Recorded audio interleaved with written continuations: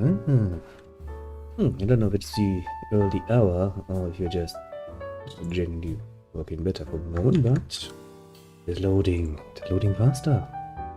Maybe because it's a fucking... No. A weekend or something? I don't know. Let me just quickly set everything up because, as I said, I promised there would be a stream, didn't I? To keep my word, don't I? Now, just let me finish loading all of the nonsense. And then we shall enjoy some playtime, shall we not?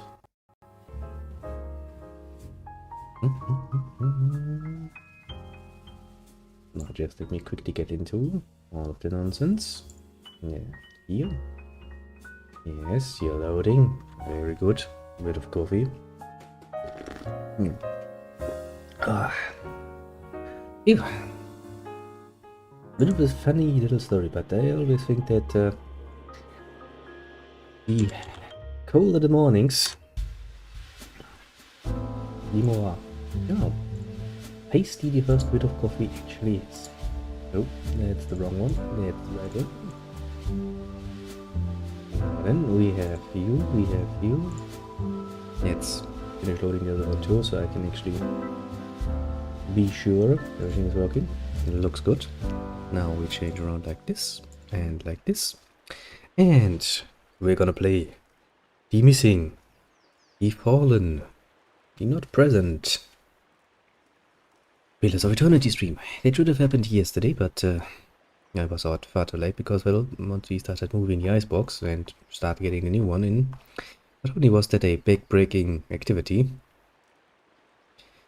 it was also a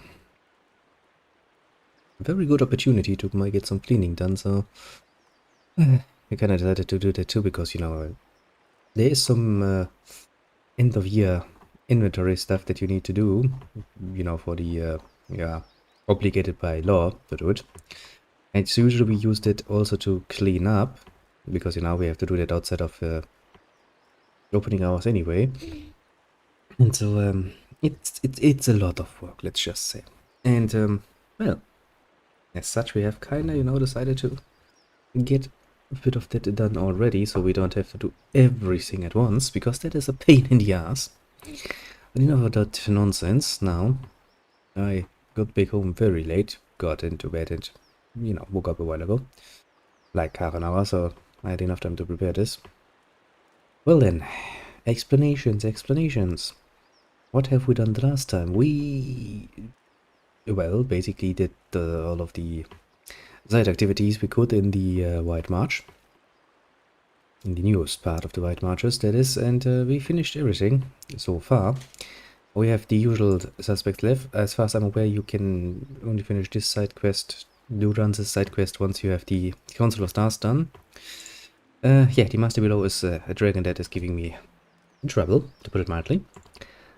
The Burden of Memory requires us to know the journey to the Abbey of the Fallen Moon, and as far as I was made aware, through the great power of the internet, this one becomes available after we finish with the Iron Flail, which is basically our next goal.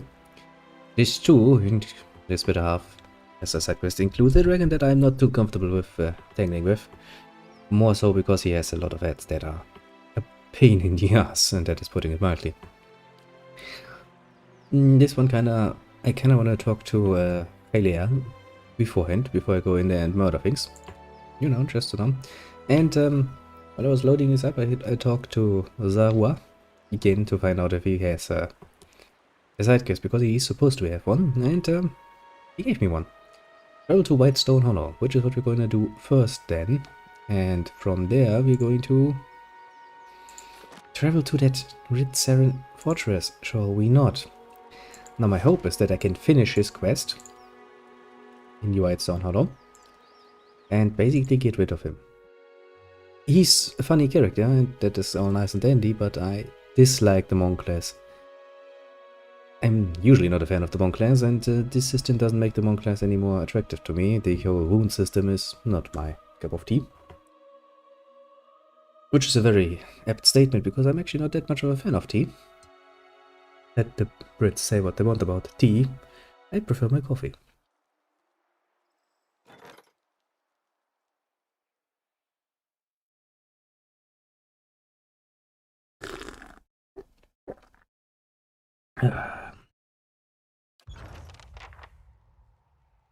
Now, the main problem here is...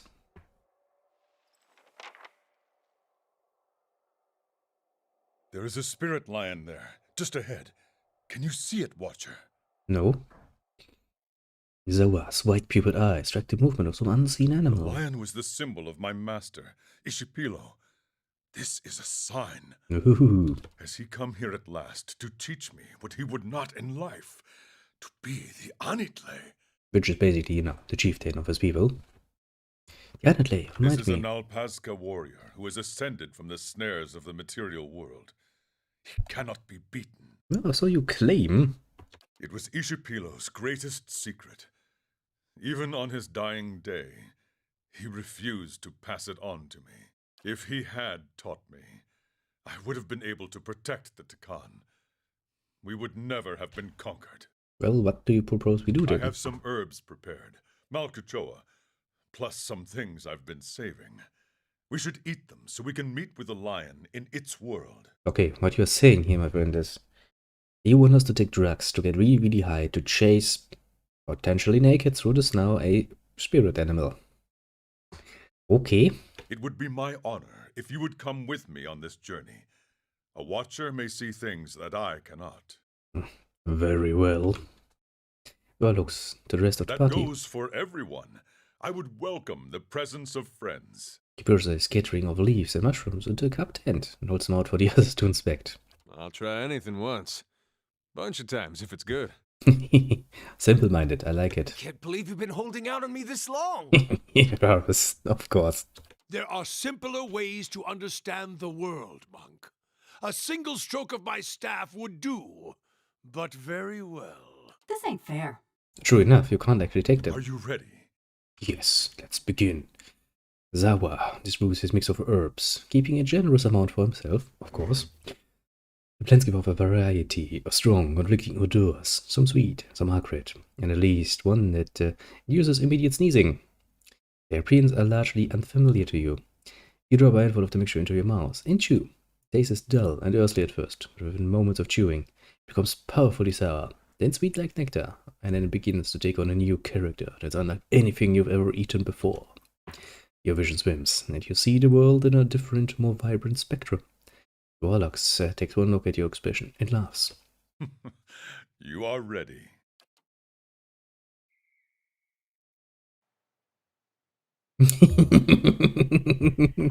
Of course, we're getting fucking drug vision. Hi, my spirit Do not animal. let the lion escape us. Don't worry, I'm on it. Is that flower singing? No. Stay focused, Zawa. Jesus Christ, I need some, what's it called? Oh,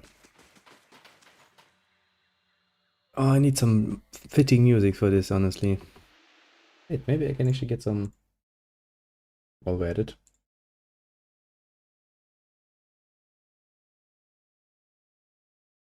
Okay, it's interesting that that actually leads me right here. Hmm. 60s Woodstock. Let's see if I can actually find something fitting.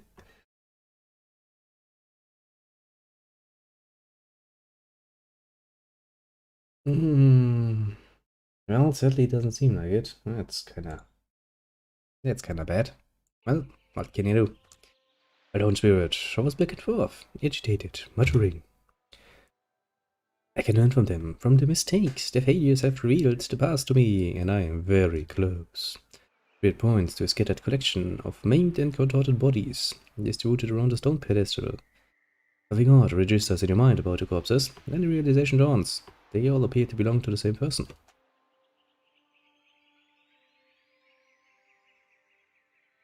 That's interesting. I wouldn't be so sure.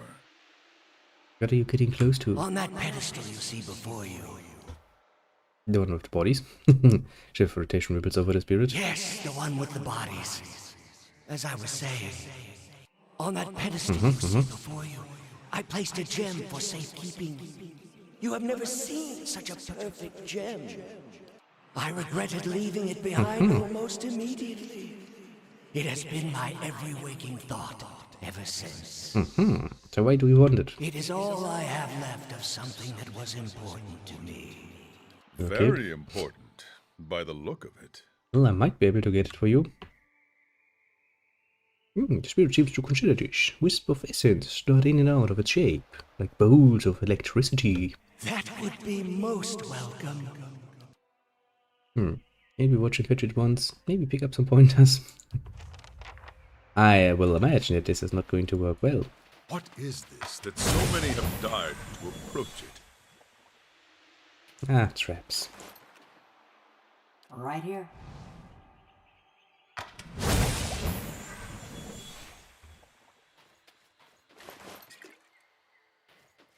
It must be a really nice looking gem.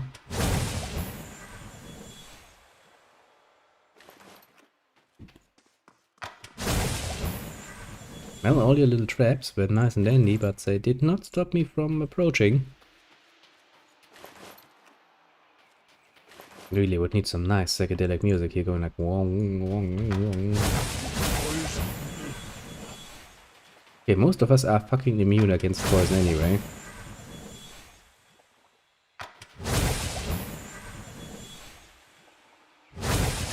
Okay.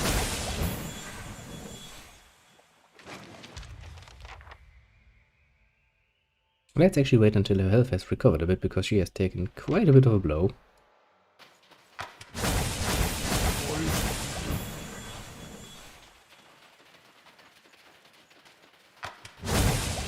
Those traps actually last quite a while. I'm honestly rather impressed. Were you able to retrieve the gem? Well, yes, I have it here. It pulses excitedly with light and warmth. This is a great relief. Give it here. Spirit extends claw-like, translucent hands towards you. Kept together, and when you let the gem drop, it passes through the spirit's hands, and lands on... Yeah, of course it does, he's a fucking spirit. Clumsy. No need to worry, I've got it now. The spirit crouches to pick up the gem. It scoops up the gem, but cannot make contact with it. It does so over and over. This is a snare my master never told me of. How great, how subtle the hold of the past upon us. He's making a good point, actually. Let's keep moving. An old shaman hunches over a translucent table. Paint is streaked on either side of her eyes, like flames. She casts an assortment of strange objects onto the table. A finger bone, a stellar tooth, a turtle shell, a few stones painted with symbols. She studies them over and over, with disbelieving eyes. At last, she looks up. There is no mistake. The portents do not lie. Zawa, you will be our chieftain. You will succeed Ishapilo and lead us to victory over the Ketchmata. I will tell Ishapilo that he must accept you. The path must be cleared for your reign. That did not work out that well now, did it? Okay, in suddenly combat. See, kids, this is why we don't take fucking drugs. They do horrible things to you, and they make sure that things will stay even more horrible. Well, I mean, I guess. Yes.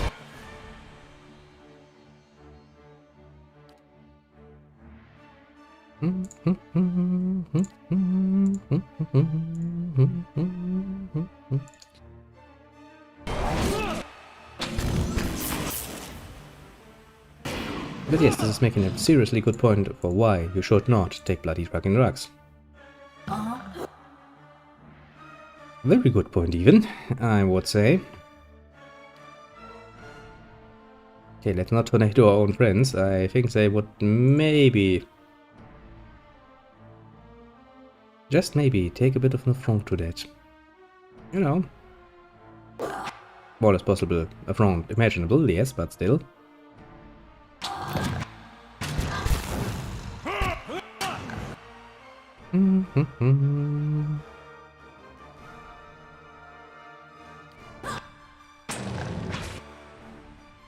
Yes.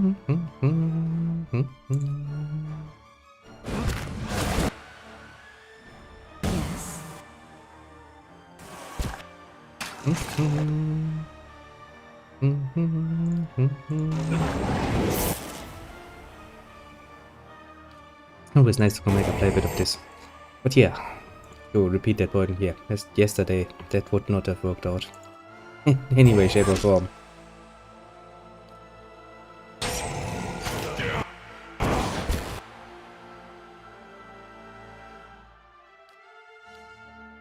That was hurting my poor back quite nicely. Yes, kick the Will-O-Wisp in its Will-O-Wispiness.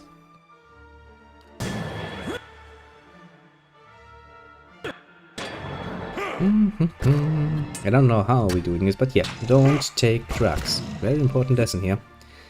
Because as you can see, you will face horribleness. Quite literally. Yeah, is there anything else I kinda wanna do? I'm sure, hey, do it another spell or so.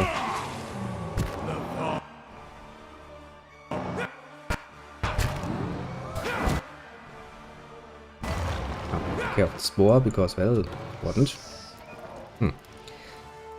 And all of that for Monk. Now, I hope, still breathing heavily, the appears deep in thought. He notices your glance. The shaman's vision always stayed with me. After my master had passed, even after the Takan were conquered, I thought of what the shaman had said and held on to hope.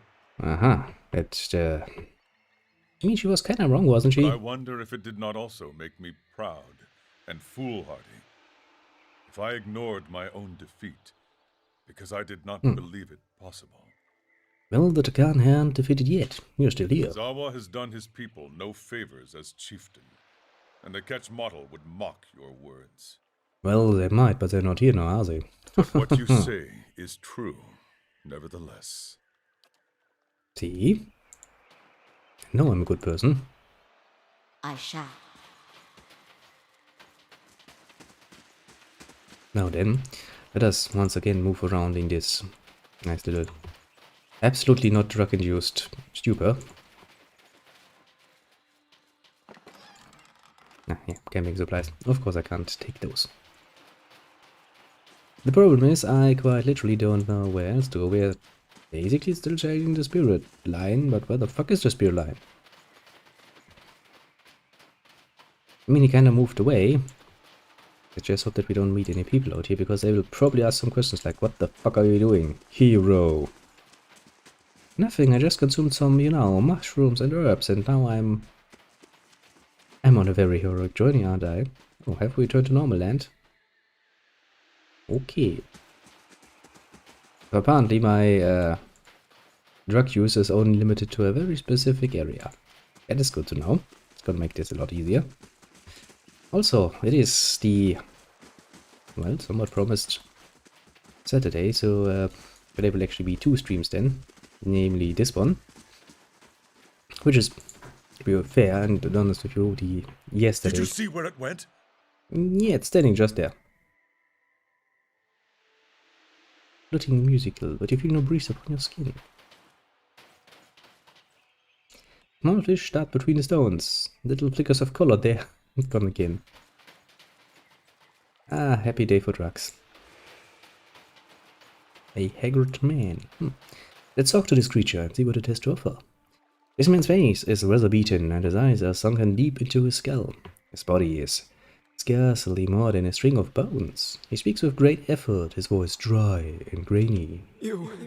Will you help me? Potentially. Water. From the waterfall, please. Away from the waterfall, why not the pond? The man shakes his head sadly. It appears to be the same in every way, but alas, it only makes my thirst greater. Only water from the waterfall will do. I wish it were not so. I mean, not that much of it is, it was just a bit of water, so let's see what can be done. He nods and thanks, and offers you a water skin lying beside him. You will need this to collect the water. I will be forever grateful. I mean, see, this is the sort of question where it's like, if you aren't a complete human asshole, why would you disagree to that? It's just walking over to the waterfall and,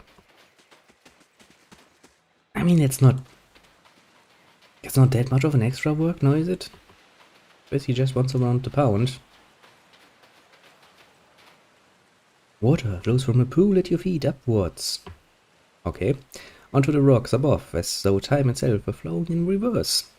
I hate drugs. Sounds more like a stream than a waterfall. Excellent water. The column of water is clear and pure. Its flow is steady, but not torrential. Although in the direction of its course, it seems ordinary.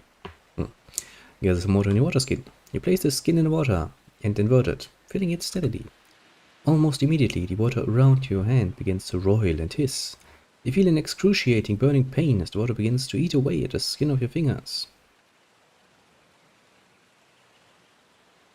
Perception 15. Focus your senses and seek out the edges of the illusion. Despite your pain, you cast your gaze anew upon the waterfall. There's no coiling steam of corrosion, nor do you smell burning flesh. The illusion is incomplete. Armed with your awareness, you focus on holding the water skin within the column of water. The illusion gradually falls away, as though it knows it has been thwarted.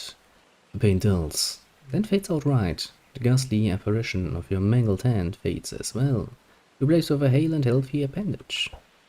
The water skin has been filled, and you may proceed. You go to replace the stopper, something strikes your hand from below. You mean carried upward by the waterfall current. It drops into the pool. Reach down where it fell and withdraw a handful of jewels, pure and blue as the waterfall itself. I've lost an item, says the man's water skin. And you have gained an item. Probably. I don't know how this drug trip is going to help Zahua reach the higher state of mind that he needs, apparently, to become the ultimate warrior of his people.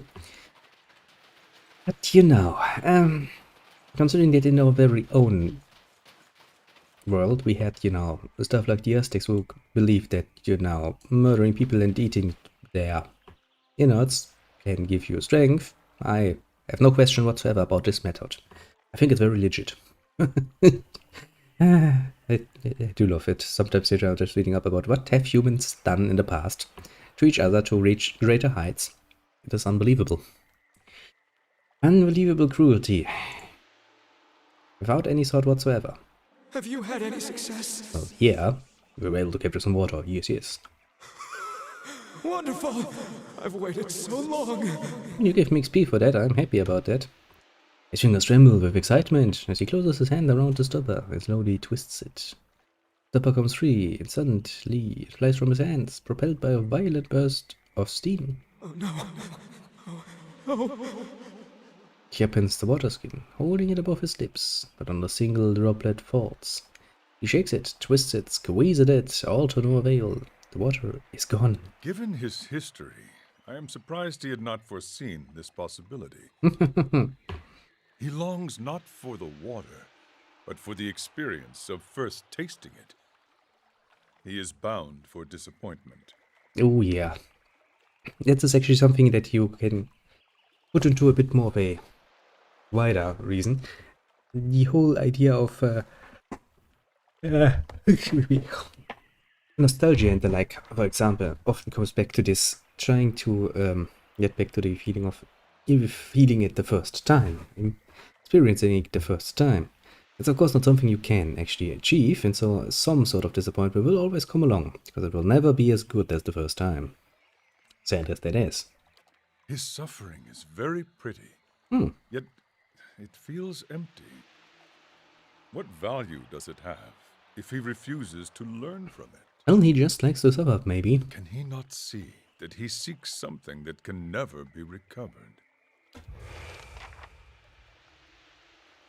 Ixipilu sits meditating. He opens his eyes and looks at Zawa. Hello, pupil. You come to me with a question, do you not? Well, he coughs, dry as desert sand. Zawa stares at him, his mouth quivering faintly. Yes, Ishipilo. I have sought your wisdom across many lands, over many years. Are you here to grant it to me? And he's like, nope, just made a vacation. Yes, pupil. I am here for you. Zawa nerds, draws a deeper Our breath. people are captives of the Ketch model. I need to know the secrets of the Anitle. Of course. The answer has been with you the whole time, people. You are blind not to... Well, that doesn't sound healthy. Maybe you should stop smoking. You know, just saying. Ichibello breaks down into a coughing fit as he coughs harder. Granules of dust fly from his mouth in plumes. Master, please, I cannot hear you. Zawa sits him by the shoulder, but Ichibello's cough only worsens. Dust pools from his lips by the mouthful. Answer me! Zawa's hands tighten around Ichibello's frail body. He shakes Ichibello, but the coughing continues. Shakes him again in Zawa's hands. Ichibello turns to dust. It scatters instantly to the winds. Whoosh! Zawa looks at the dust on his hands, holding it cupped as if to preserve some vital piece of his master's wisdom. Despite his best efforts, the wind carried off the remains, leaving him with nothing. He frowns. Even after his death, I have always felt that when the time was right, Ishipilo would find a way to teach me his secret. Maybe it's not the time then. And yet here we are on his trail, and his knowledge is no less a mystery to me. Is this what I am meant to see? That his teachings will always be beyond me? Well, I guess there's more to the taking than Ichibello's teachings. You speak truly, but his knowledge is the difference between a free Takan and an enslaved Takan. Zawa cannot help but seek it. You know, it's actually quite funny. That's the one advantage I'd see in this colder season. Coffee in the early morning hours when it's still cold outside is very, very tasty. Advantageous little things, even if it's not much. Now, the only place, quote unquote, I wasn't yet is around here, but I can't get into the cave, so I'm assuming we can't go there. Assumptions, as usual.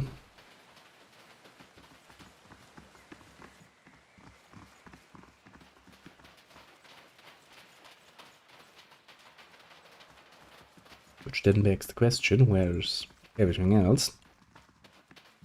Also, how long is my drug vision going to last? Area-wise, I'm somewhat interested in this. I must admit, I do like the game. Some of those really not my most favorite companion. I get where he's coming from and all the tragic backstory. I prefer, well, Lederso, for example, or but I guess Zuawa is a bit like Heroes for me. Okay-ish, but not that special. All a matter of taste, I suppose. But this whole druggy monk thing is kind of like, yeah. I get it. Just not my cup of tea. Also, I find it rather inefficient, but, well, you know. Also, this whole, it's gonna end up with some stupid, idiotic way of going. I see it. Where? Where the fuck do you see it? That's a spirit antelope, you idiot. An antelope stands gingerly on the muddy grass. That's where it's mated. It's stained dark around a deep oozing gash on its left haunch. Have you come here to eat me? Well, I mean, if you're dying anyway, yes. Yes, we have. Nice. Zawa, I think I understand what this all means now. Quick, we have to eat it! I do love Heroes. Yes, we have. Zora shakes his head at Heroes, who tips his head downward sadly. We are not here to eat you, but you are easy prey. Is there nowhere you can hide? The beast of this place would catch my scent. I would not get far. But there may be a way I could be protected. A great tree grows to the north, whose sap has an odor that is repellent to predators. Well, then why didn't you go there, you idiot? If you could draw this sap and rub it into my coat, I would be safe. I could heal and return to my herd. Well, where's this tree? To the north, beside a cave. You will not find a larger tree in the forest. Gallowayne speed your steps. Well, Gallowayne is a bit of a bitch. I remember as much from the interactions with Heroes Quest. Gillavain and Vale. A bit too close, and the Vale is very much bitchy about things. As usual with, you know, nature gods, they have a bit of a focus on being little assholes about like, oh, hunt or be hunted, and then you think about, you know, civilizations like, do you really want to play this game with me, bitch? I'm pretty sure we have a bit of an advantage.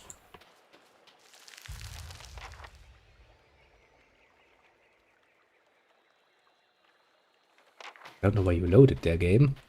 Now let's go back and oh, she's dead, isn't she? Well, I know what I expected, actually. That's the natural order, isn't it? I'm sure they're going to teach us a very, very deep lesson here about not interfering with nature and letting things just play out or something. And how that is very important for humans to accept so they can become enlightened and stuff. And yeah. Honestly, what this game really needs is a good bit of, you know, psychedelic music to really get the point across. Come here, bitches. We are too late. The wolves have come. Well, yes, rightfully so. It was a mistake to leave the animal here, unprotected. Well, I mean, we couldn't have stayed forever. It was bound to die. It is difficult to accept. In my heart, it feels as though there was more we could have done. In the end, though, the wolves would have come. They can smell weakness from great It would have ended like this, basically. We may have been bound for failure from the start. Kinda, yeah. It was a futile trial, basically. An unusually tall man with brown, leathery skin and regal carriage bows to Zawa. Chief Aurelia, why are you here? Probably to bitch and moan at you. I come on behalf of the Ketch model to pay you tribute, great chieftain. Oh, that's actually rather nice. Tendons bulge at the sides of Zawa's neck. His fists are clenched. For the first time since you met him, he appears on the brink of losing control. He speaks through gritted teeth. You have come to see if I am ready to protect my people. The British model chieftain smiles, bearing glistening teeth. Well, are you?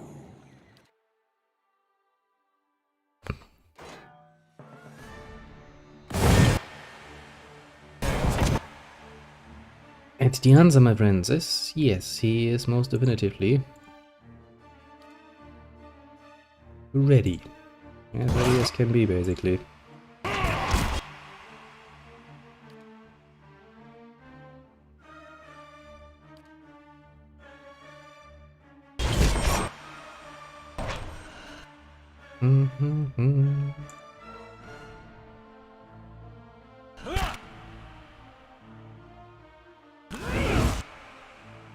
I hate teleportation. I really do hate it. But, you know, if they want to play the game of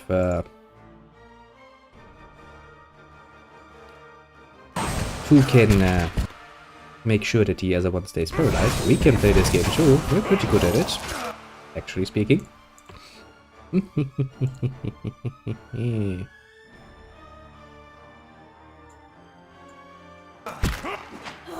You shall now learn your lesson, little ones.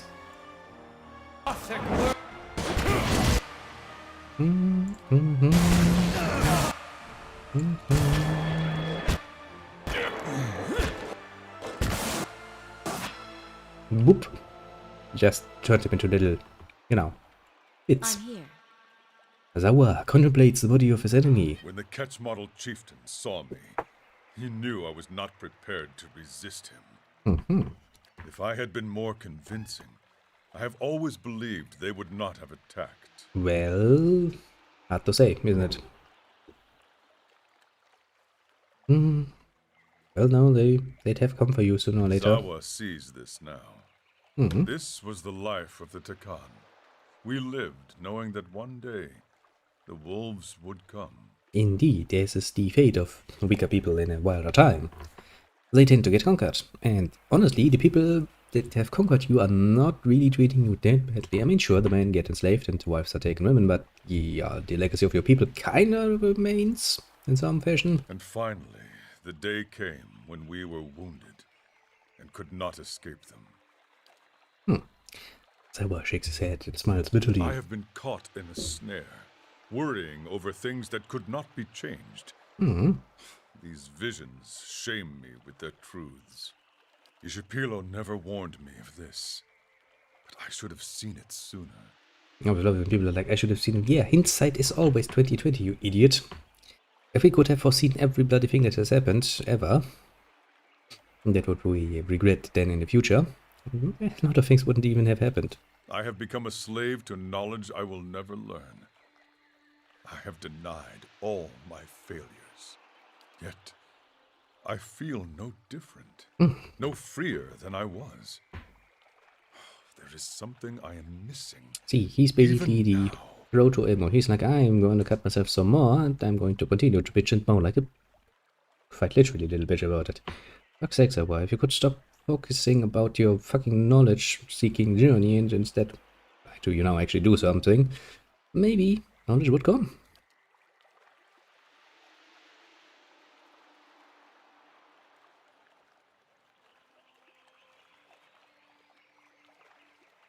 Okay, this is kinda cool. This may be our answer. Let us see what has been uncovered. We shall, but first, collect stuff. Very important. It's always important to get the loot. Also, honestly, I'm kinda happy when I can return back to playing normal with my normal setup. I mean, the monk he's not bad. It's a powerful class and all of that, but it's just not my preferred class, honestly. I mean, what can I say, no?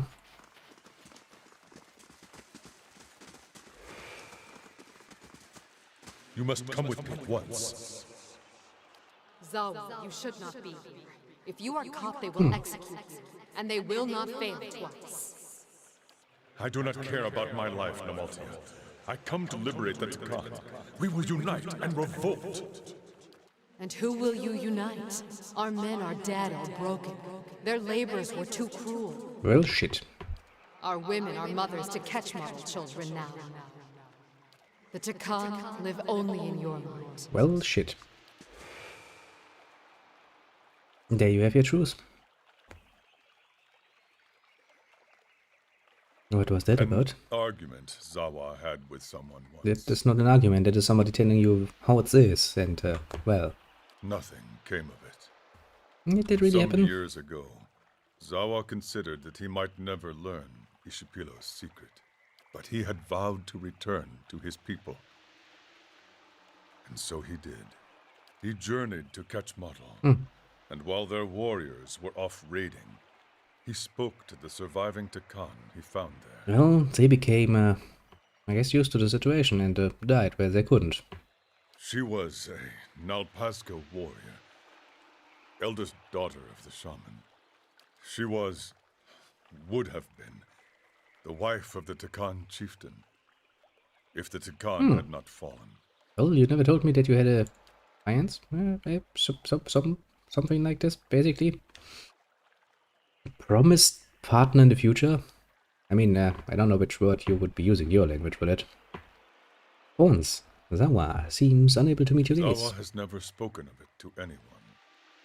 His face is tense, his skin is lacking its usual smoothness. He looks old. He waited too long in returning. If there was a time to liberate his people, it passed long ago, while he searched for the secret of the Anitle. Well, why did you continue to search if you knew you had failed? Ishipilo's knowledge was the one last thing of Takan that might have been recovered.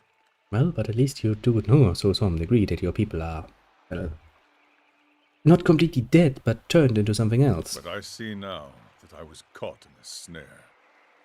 The gem, the antelope, the waterfall. Their lessons were not about Ishipilo's secrets. They were about my vow to return to the Takan. He's quiet again. His eyes search the ground and seem to fix on something. Look down, but see only a small worm burrowing into the earth near his feet. He stares in that direction for a time. Then slowly, he looks up at you. The time of my people has ended. There is nothing more I can do for them. Precisely, actually. Your people have ended. They have been as far as in any way reasonably possible for a conqueror, absorbed by them, and have become... that is that.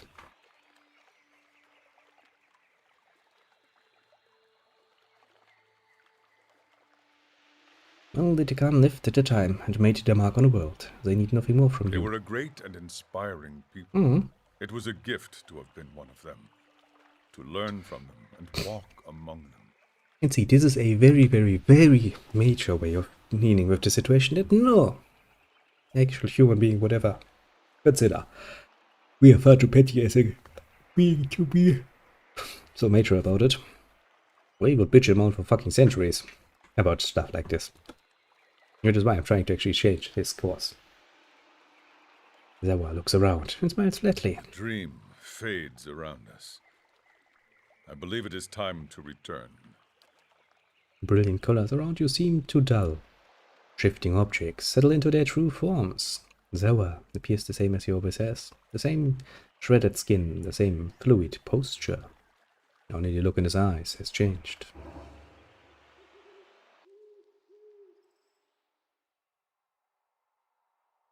Zaro's going to need Schley. Zawa is ready.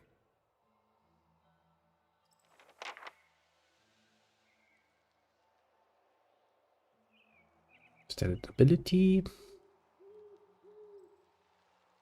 If it is, where is it? That's probably not gonna... Not a sound. That's also not the button I wanted to click. And it lay plus 10 attack speed. Oh, it's actually pretty nice of an ability. I'll give you that much. But yeah, we have finished the quests. With the realization that all of it was basically for naught, because, well, the time of his people just ended. That is how it is in a society, or in a world that is forever bound by its own ways of change. People change, times change, countries change, borders change, everything has changed quite a bit over the time. There's really no reason to be bothered by that overly much. You are not gonna change that. Nobody is. But as I said before, that's just really not the response that you would get from the survivors of such a situation. Honestly, if a more human reaction would be to, you know, take all of his bound and quiet knowledge and charge it to the enemy lines and die heroically. Because rather die, you know, stubbornly refusing to admit that it's over than anything else. Quite the more human way of doing things. Last thing the Deerwood needs is another foreign colony. But alas. Now we can get rid of you, which is good. Because I really don't like the monk class. I'm sorry, but that's just not my preferred class. What can I say? Now you are still busy, but I would kinda like to have you back, so I'm thinking of resting a bit and, you know, getting that out. And actually we can use probably the opportunity to level people up a bit. Level 16 is the right now normal level. So let's actually get through that. I do like to level everybody up. Keeping them, you know, up to date. And yeah, I do like it. I do like what they're trying to go here for, and it's quite a diverse cast, which I also do find rather enjoyable, all things considered. But this is not particularly mine. I mean, you're basically a ranged character, so...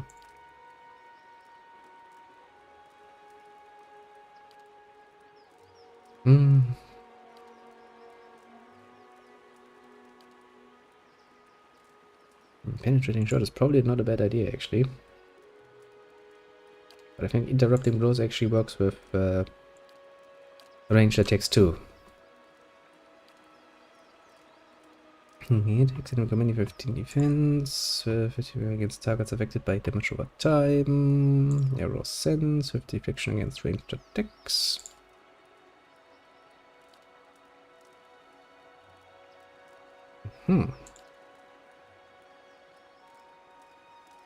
The ranger overloads each shot of his or her firearm with excessive powder. The resulting blast generates a powerful cone of flame that temporarily leaves the ranger blinded. That sounds horrible.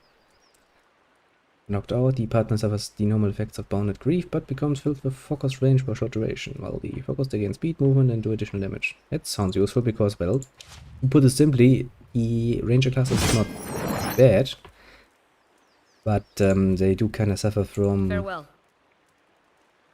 a bit of an inability to actually make good use of each other.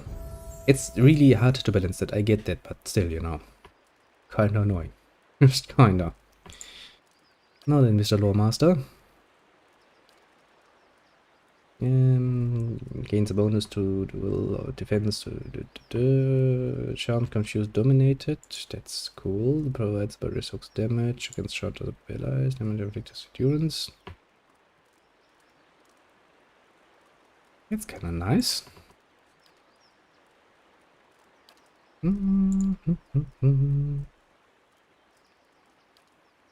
Happens a Swam Spore.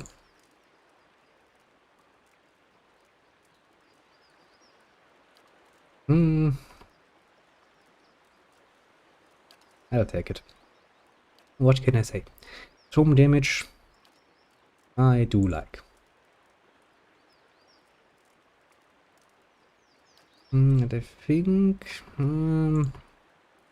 Superior deflection. Honestly, because, well, even if you are mainly ranged, I remember him being in combat quite a few times already, so I kind of would like to, you know, make sure he's not getting murdered. All enemies receive more endurance from healing effects. The charm increases execution damage against all enemies of the beast type. Are dragons beasts?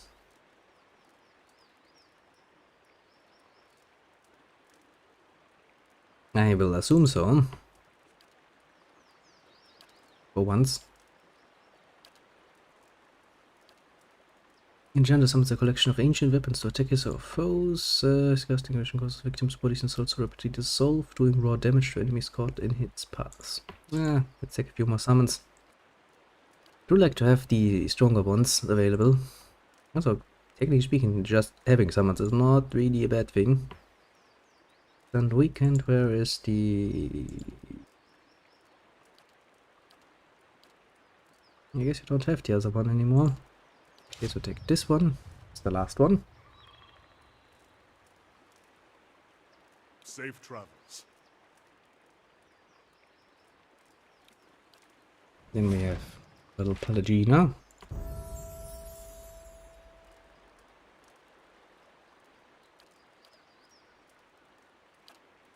Who will learn? I mean, that's a very fucking nice sword, isn't it? It looks pretty damn awesome, all things considered. Healing chain, hastening, exhaustion, deprive the other of these sworn enemies. Sworn enemies actually kind of neat. Especially if you do it against an enemy that is really, really fucking annoying. Like, oh, I don't know, a fucking dragon or something. Having extra damage against that is quite useful. And who do we have left? The Grieving Mother. A little cipher lady. An existence far out there, mind you.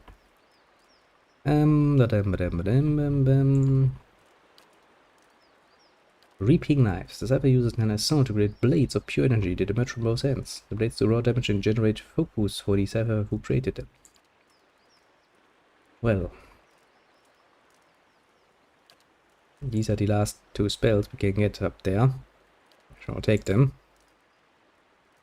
And then we can learn some of the, well, lesser, I guess. And then he superficially takes some form of a spirit, the movement is increased, and many incoming crits hits and raises are converted to less severe hits. Latches onto some characteristic of the target's second range, it granting the same amount as a bonus to the cipher. Affects a random attribute. Her probes the mind out of the enemy target, finding the strength of its defenses and stealing them. As a portion of the target's damage reduction, granting the same amount as steals to the cipher. Okay, not bad. Not bad at all.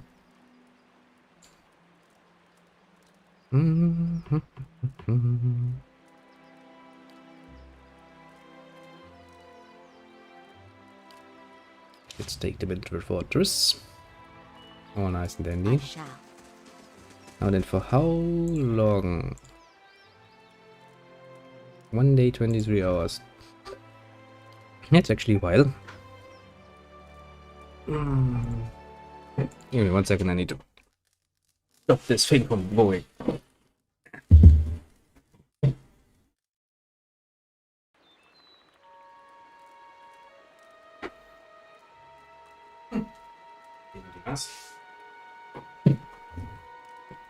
But you know, it was a gift. What can I say?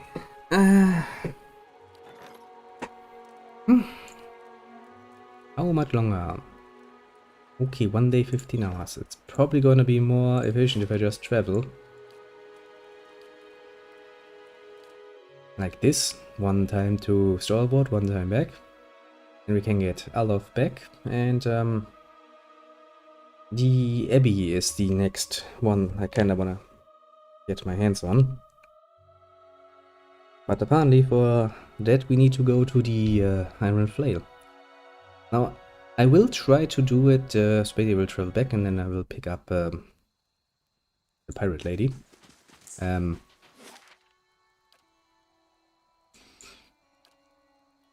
Yes, I will pick up that Pirate Lady first and we will try it with her. I just want to have the option of traveling back and, you know, get myself my mage to get some, you know, tentacle action going on. Just because, well, tentacles. Very useful little ability.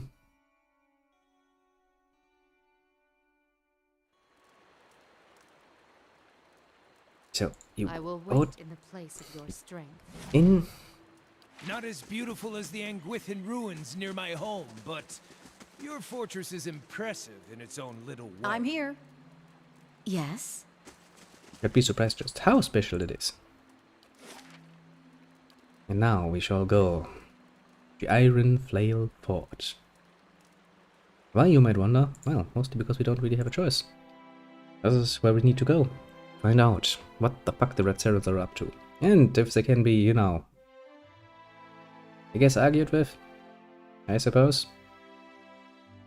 If not, it's also not a problem, we can just outright murder them. I'm pretty sure we are some of the most strongest creatures around this land, so...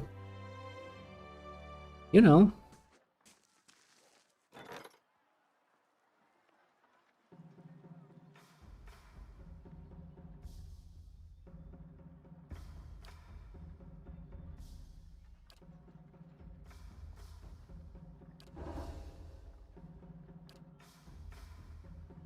Drakes attacked the stronghold, but no damage was done.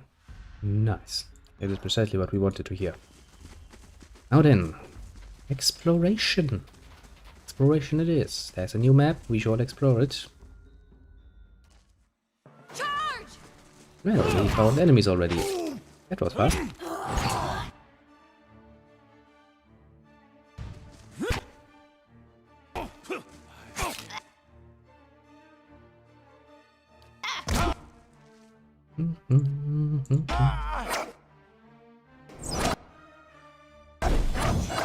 Apparently they are outright enemies. I see. That is going to make this, well, at least very easy to understand.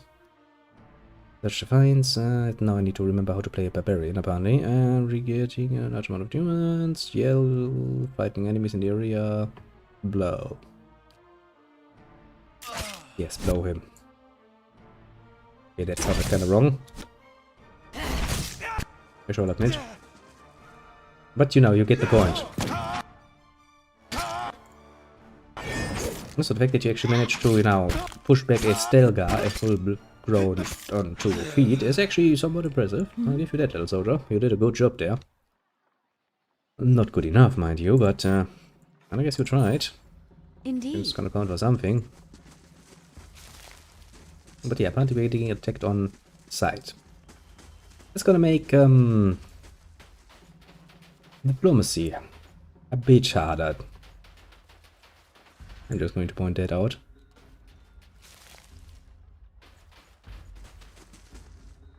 Just a little bit, of course. It's not gonna be much of a problem.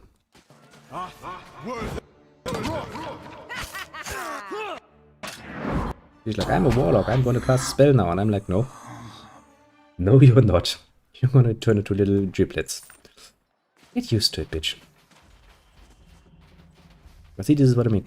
Basically and technically, you can equip your mages with heavy armor, and it's not going to stop them from casting spells and the like, which is all nice and dandy. Lead the way. Just not my, preferred style.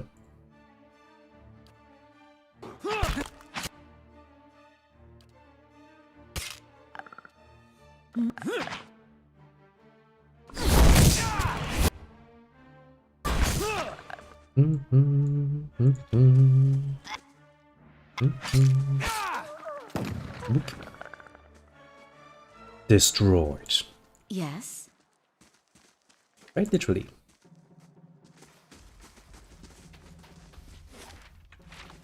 Nothing up here. Yeah, that's good. Can we actually cross above? Because it seems like we can. And if we can, why shouldn't we? Very, very, very sneaky. Very sneaky method. I see stuff in the camp. Always, I can't say, starting out completely aggressive. Okay.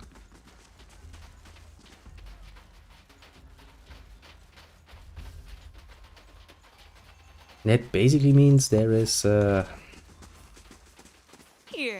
I brought you a scarf. Oh, thanks, Mariel. I can't explain. Wait, who are you? You're a lady from Katnua, aren't you? The woman's cheeks are rosy with embarrassment. What are you doing here? Not fighting with the enemy. No need to be so dramatic. We aren't hurting anyone. Besides, Scammon here seems pretty reasonable. Are you here with that army? No, we're just villagers. Oh, pretty well armed, considering. He squirms. Please, just keep it down. Alec may be asleep on duty, but he's not the only one around. What are you two up to? Too cold to get up to. Okay, man. That's very direct, but I get you. I know that problem. Believe me, I tried. It's really not going to work that well. Stealing some time away, so no harm in that, is there? There's harm in there. Do you know anything about the delegates from Starboards? Just the obvious, they didn't do a good job of negotiating. The commander's been in a fury for the past week. It's not like him. Can you tell me about the commander? The commander, his eyes brighten. He pulled the Iron Felt together himself. He's a good man, believes in Red Sarahs, more than anyone.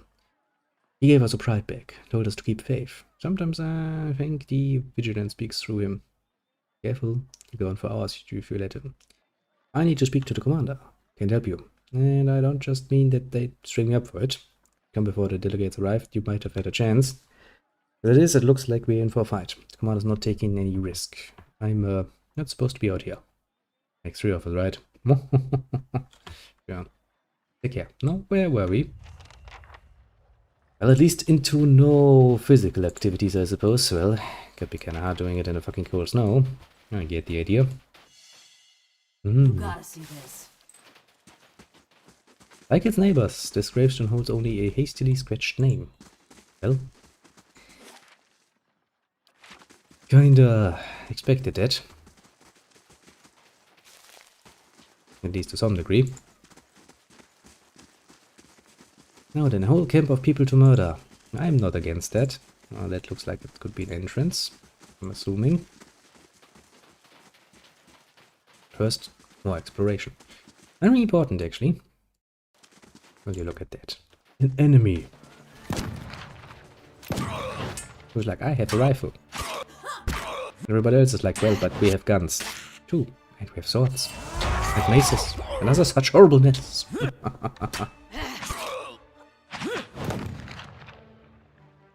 Yeah, again an obvious result. You really don't know why they have their patrolling people out in basically groups of 1. I mean, that's one very easy way to lose people, I suppose.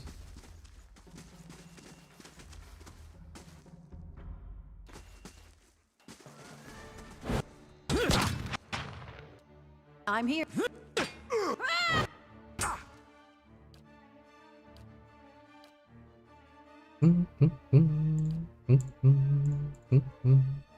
Voilà. Indignation.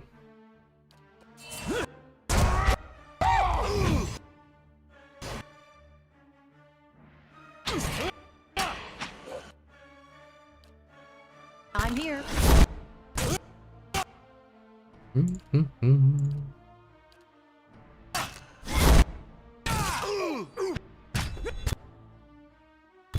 Ah, killing dogs.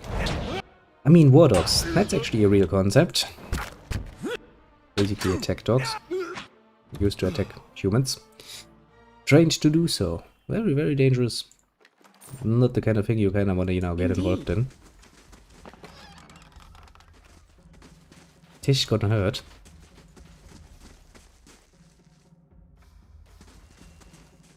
Another gunner.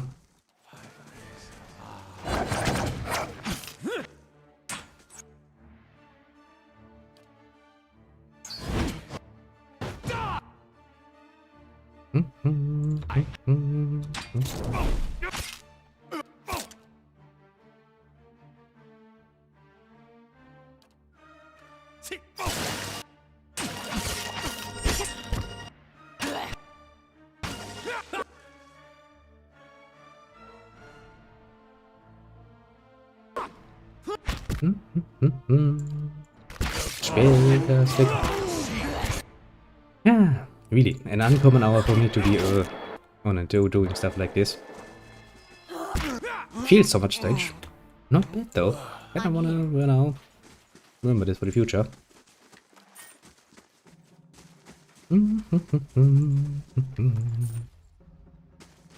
Well then, we already murdered every creature that we can find outside here.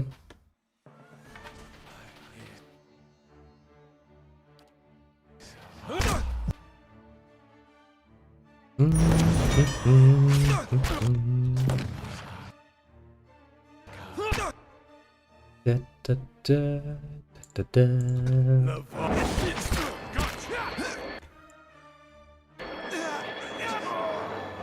Nice. I mean, there I have some tougher variants around, like, well, a few at least. Of course. But generally speaking, so far the Iron Flail has not really given me the fear of the Red Servants, basically. I'm not really feeling them. Not as much as, for example, a fucking dragon. Which is all nice and dandy, but, alas, it's also not the end yet. Also, that camp is, I mean, I don't want to put it mildly, but it's relatively small, as far as armies goes. And that's probably not going to be holding that many soldiers. I mean, sure, comparatively speaking to our little group of 6, yes, a very much big group, but,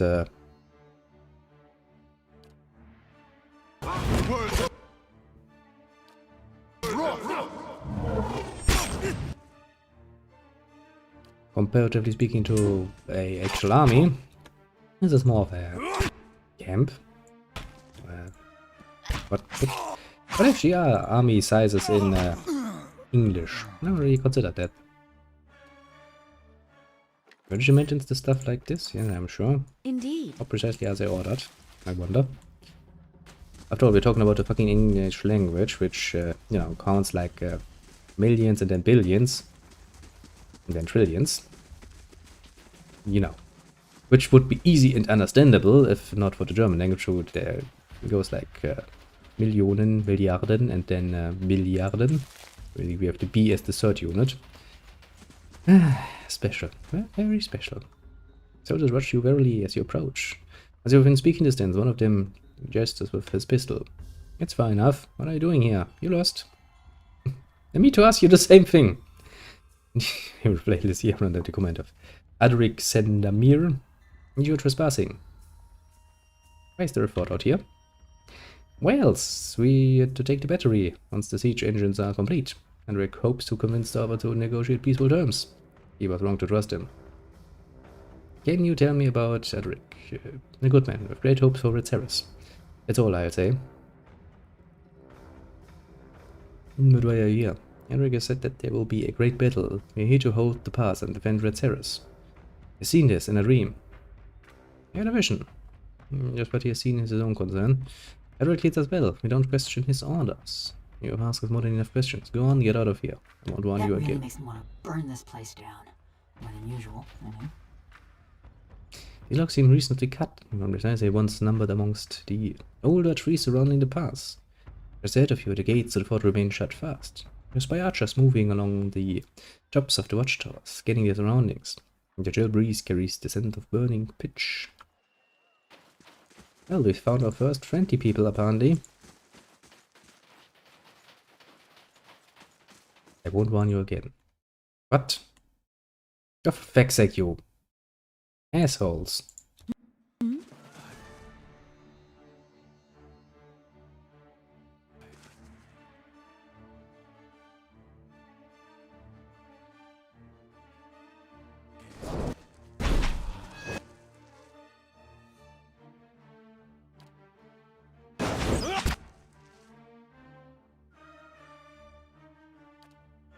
Quite the assholish move, isn't it? Excuse me. Jesus Christ, we were just, doing some nice and quiet business, and suddenly it's all like, well, we're going to attack you now. Like the little bitches we are.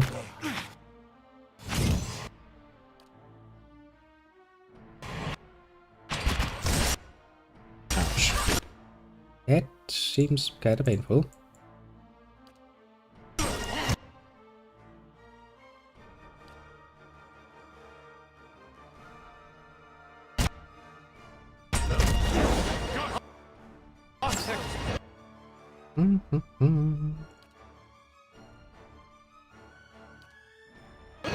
But well, if they want to fight me, I'm more than willing to do it.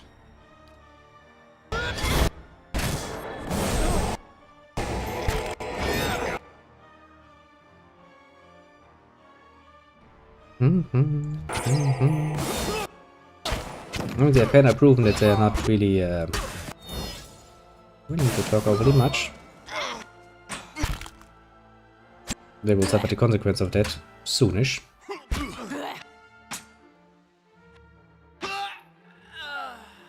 See, you were a bit more, just a bit more nice to me, you now wouldn't be lying in your own guts. But of course, you've decided that attacking me for staying around even a second longer than what you told me was enough grounds to attack me.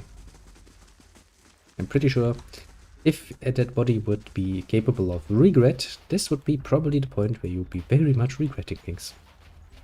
Alas, you can't because you're dead. Give me any more gifts and people will start thinking you're playing favorites. You know it. Technically speaking, I am because you're one of my favorites. I do like you. I want to try and mod my way in there because I'm done thinking this is going to work. Not after I just murdered people outright.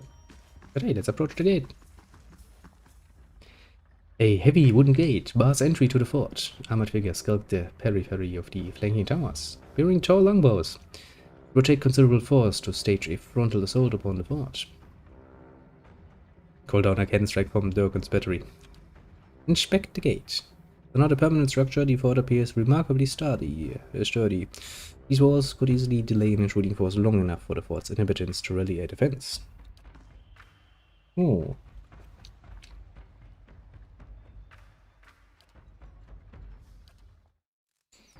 Let's, rest right in front of them, roasting some bacon, enjoying the night. We would then go like,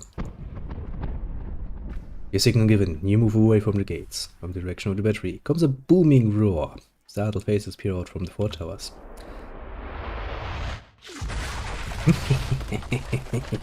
Suddenly, there's a deafening crash. The fort gates erupt in a cloud of splinters and mud. Under the dust and chaos, you hear shouts at the fort's defenders scramble to action. Hello.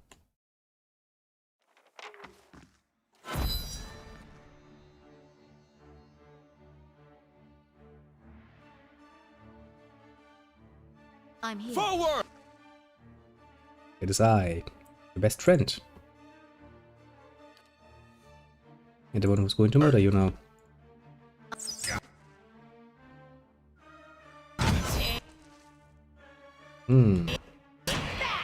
And I want to get more of him closer, basically. So we can actually make good use of our spells.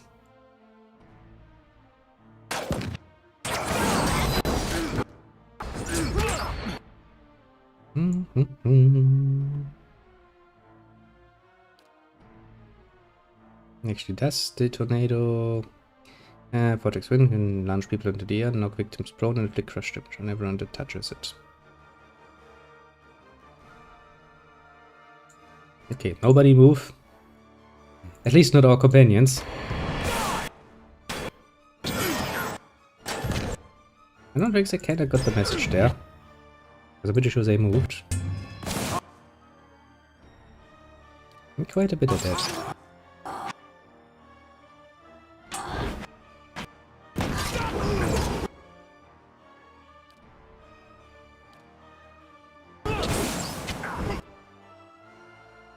Yeah, I'm pretty sure I've hit more than enough of my own people with that. That was something. Okay, let's actually summon a Moonwell. Some nice healing. We can probably make very much good use of that. And then... do we have anything else? Dancing Bolts, I'll take it.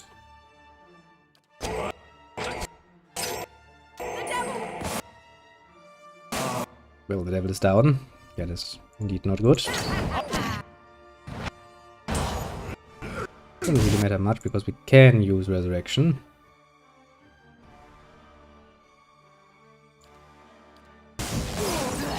So there's that, you know.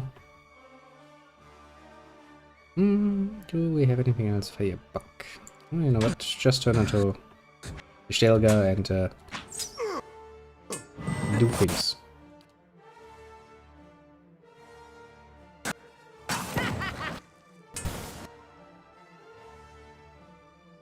You attack there. You should still have that stuff going on, so there's that. That electricity.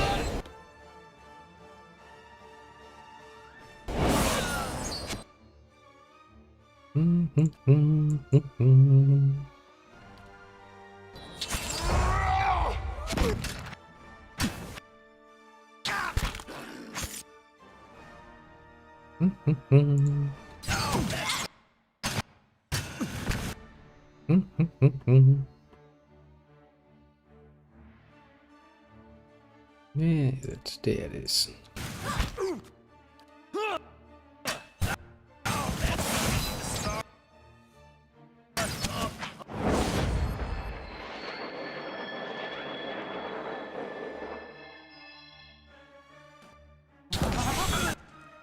She's down. She really goes down fast sometimes. I mean, she is a thief, a rook, so she's basically not set up to now tank. I get it. Still a bit annoying.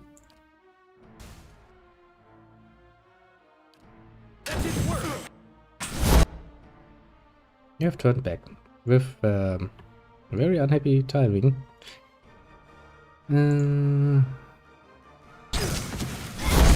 I guess use that.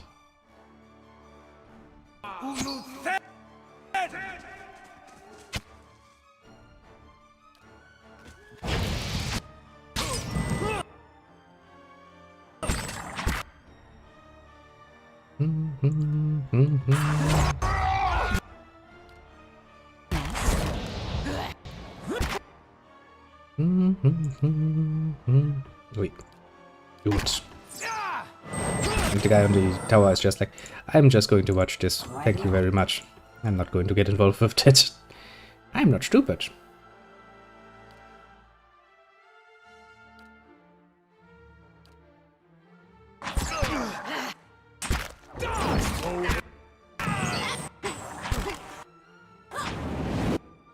An understandable statement, mind you. I would want to fight too. Hey man, game going good, but can't complain.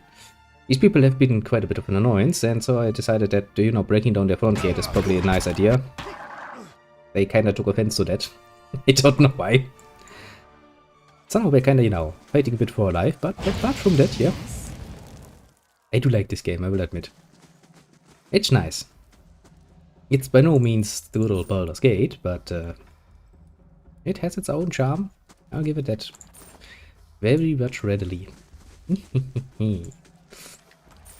Now, as we did take a bit of damage, and this is still in the middle of the night, it's probably a good opportunity to, you know, call back my forces a bit and recuperate for a bit.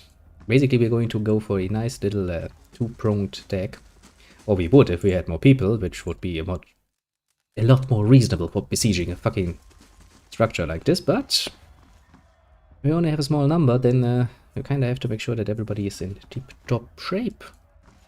Isn't it? Because I'm assuming there are gonna be more enemies. You know, just for obvious reason. But pitch roils ominously within this deep cauldron.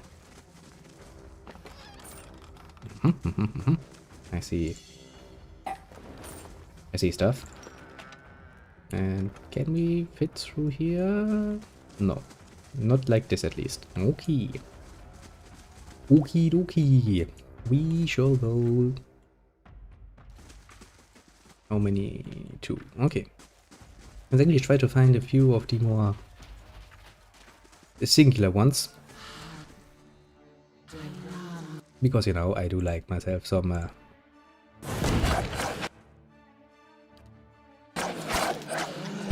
whoop. Some easy targets, basically. Easy target acquired. Kinda sorry for the dogs, but well, you know how it is. Eat or be eaten in this dog-eat-dog world. It just so happens that I have, you know, the most steel variant of doggy. There comes another patrol, I'm assuming. Which is good, usually when you have a patrol like this, he's gonna be alone. Or at least somewhat alone. Yes, he is. That's not going to taste very much of deck sake. Did you just... Yes, you triggered them, didn't you? Of course you did. The devil triggered them. All her bloody fault. Now I have to deal with this nonsense.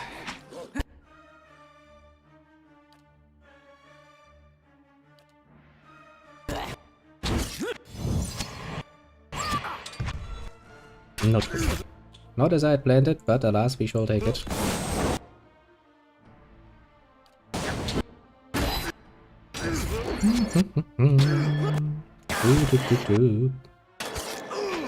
Beaten him down yet? Would be much appreciated.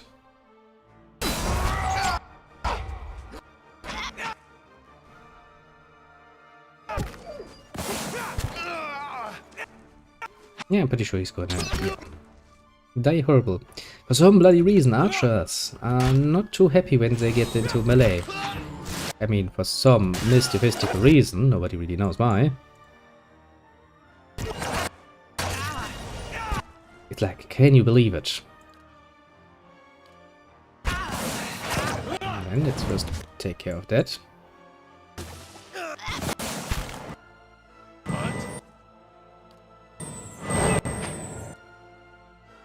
You know, we kind of need to split up a bit. You go over there, you go here.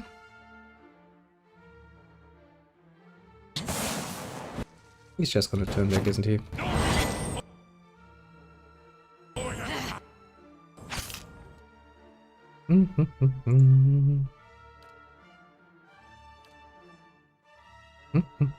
Do we have anything nice we might want to use here? Yeah. I do like the symbol of Magran, it's a nice spell, all things considered, but it's just not, you know... It doesn't have the range, which is my problem. I would very much like it if it had range. Now then, anyone... I mean, we don't need that much healing, but... I guess if we have the opportunity, we shall make use of it. Wait. Who's dead? I'm dead. Do what I tell you. The fact that we don't really have his ability anymore is kinda annoying. But alas, what can you do? A nice little blessing.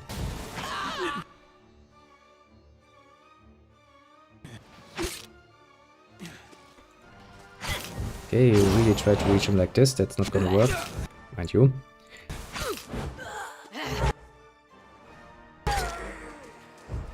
Well, the iron flail, eh? They're not gonna be around any much longer if this continues. Piglets. Small little piglet. Cute. But it also reminds me of, you know, that I didn't have breakfast yet. A point that I shall rectify at some point. I know I will let myself over with some good old-fashioned coffee, but still, Say so. Got it done. the time comes.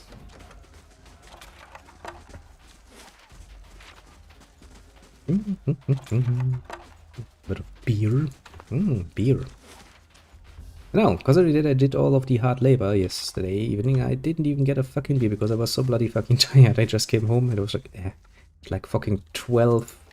I just wanted to go to sleep. Didn't even drink a beer. Today, however, when we, because you know, today is gonna be the special day, the spooky scream, and I'm done with that. However long that's gonna take, and I'm not setting any clear-cut goals here. I'm going to go like, you know, by whatever I find pleasing.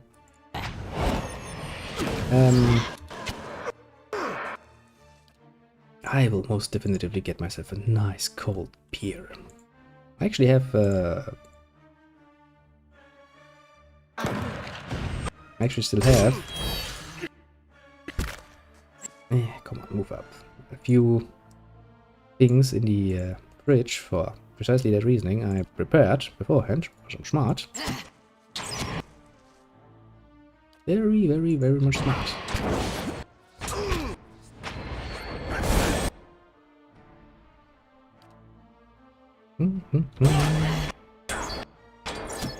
Yeah, she's taking a lot damage here. This is of course the definition of not good, just because we can't really do much about it. Which is kind of nice. She's kind of tanking for us. All nice and dandy.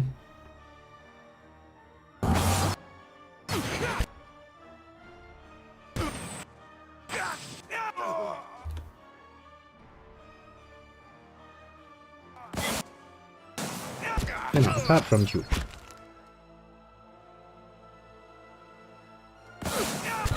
You have every right to stay back for the moment. Only, you know, get involved when things get somewhat calmer. I don't like it like this, because it's technically speaking too heavy on the front line, so to speak. Kinda figured that would not work, but no, have to try. Let's not waste an actual resurrection spell on this, because well, see, melee is nice and all, but you always run the risk of getting stuck, and well, basically choke point strategies is something that I like to use when I can. Indeed. And of course my enemies aren't I mean, they are idiots, they are controlled by an AI, but they are sometimes getting really lucky with positioning so that my pathfinding idea gets stuck. Much of an annoyance as that is.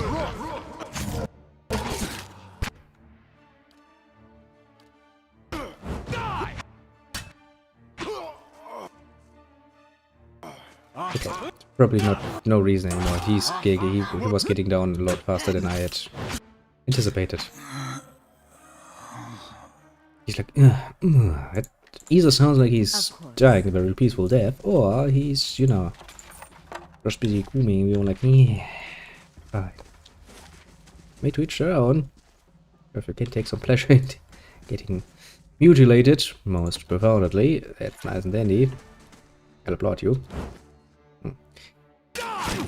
Was kinda hoping that this would go a bit better, but no. Once again, we find ourselves in a most unpleasing of situation. Alas.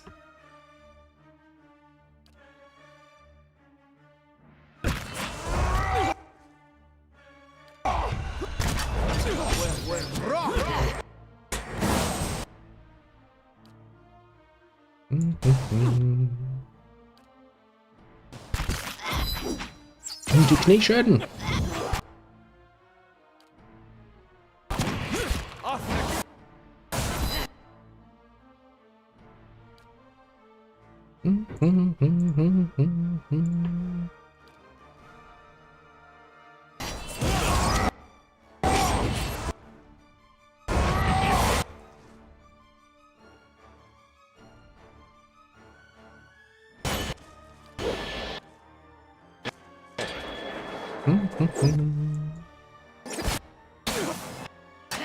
Hello, Archer.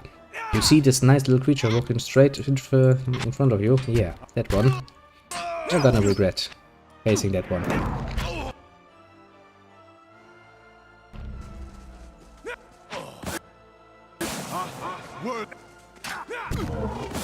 Yes, you're not gonna feel good here.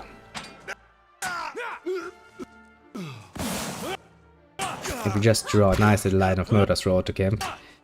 I guess if, you know, diplomacy had been an option. I don't really think it's an option any longer now, is it? To be fair though, I don't really regret it. I mean, those Retailers just came here like, you know, the little bitches they are, and decided that, yeah, setting up camp in close to my fucking lands after I liberated that fucking thing is a good idea.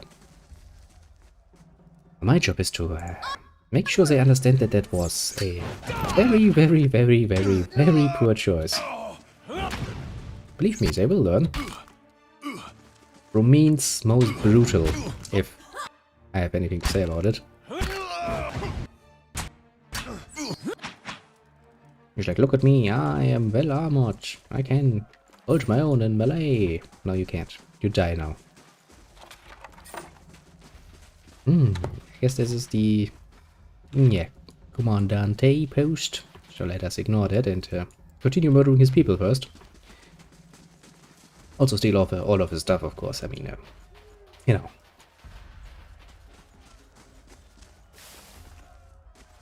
Of course we would. Of very course we would. Okay, let's actually make a save again here and there. Quick save. I'm kinda, you know, hearing that at some point I will overdo it and end up doing something I regret. As unbelievable as that might sound.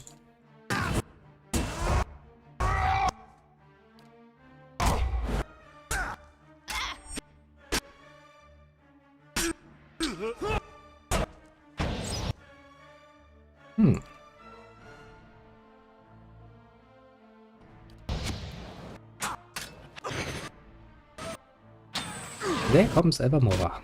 Evermore mayonnaise.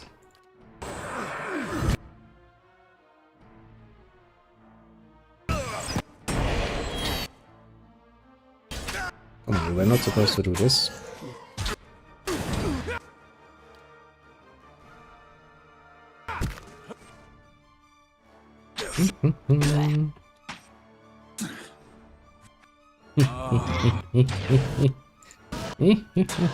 I've got your back.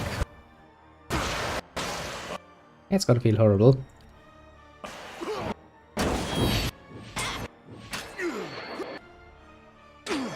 Roop. Everybody's dead. I just said everybody is dead. Could you stop?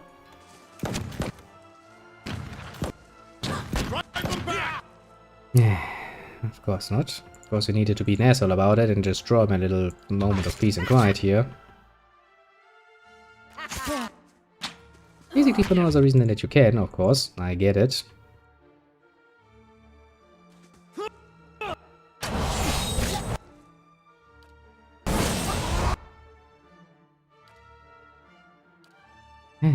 Such a royal pain in the ass, though.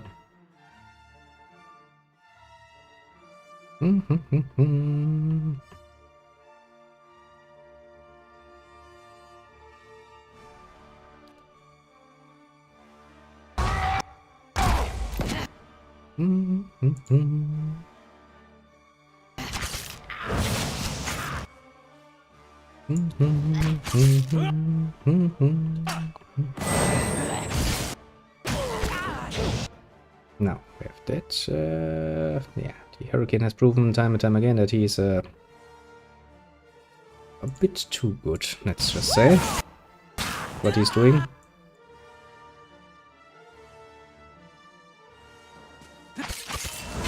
And let us move down and murder all of them, most brutally.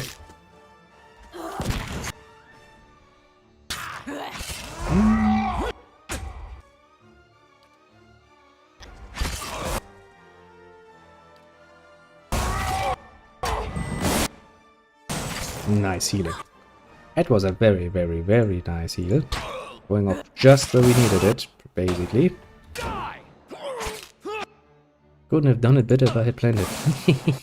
Which I kinda did not. Positioning kinda came along of its very own. Much to my pleasure.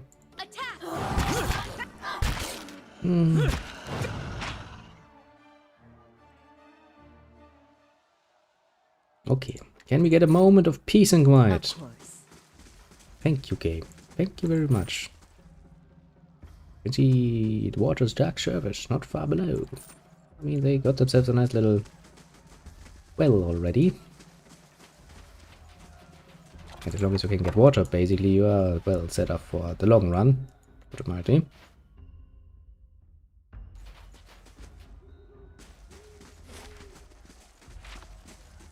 Okay, then let's get us go down. This down here were the training grounds, right? This is where we were last time. These cots have been recently washed. The dirt and mud beneath them is flecked with darker stains. I mean, like blood stains, eh? There comes the paladin. He has no fear in his heart because, well, he's running into us. And that requires some healthy amount of fearlessness.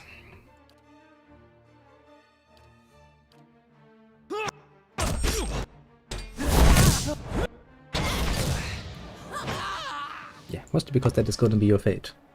A short while you die. So it seems to be getting lighter outside, which means our little night raid has well, I didn't plan it as a night raid, but it did work out surprisingly well, didn't it? So far.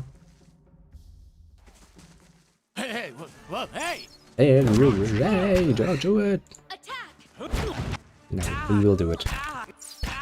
I'm sorry, but you choose fucking poorly. You really choose poorly.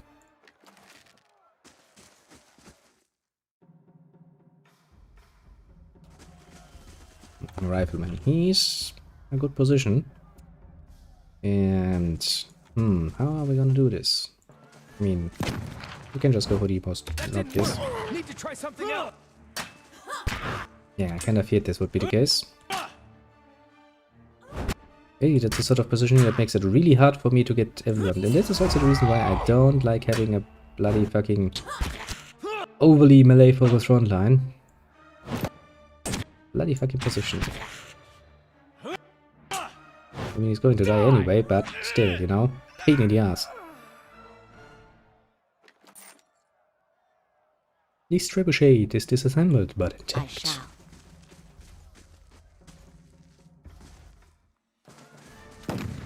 Now then, the last rifleman I found so far.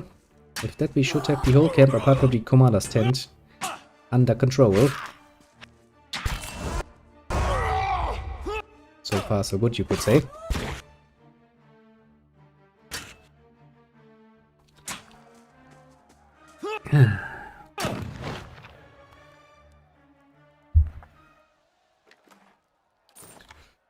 Good, good. Good, good indeed.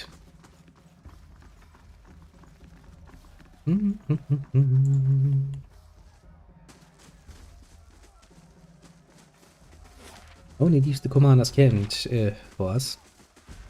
Are we gonna do the bit of disbelieving thing, like camping right and fight in the enemy's camp? Bit of a bold move there, but let's find out what the commander has to say about this. And by this I mean me murdering all of his people. Just for, you know, reasons.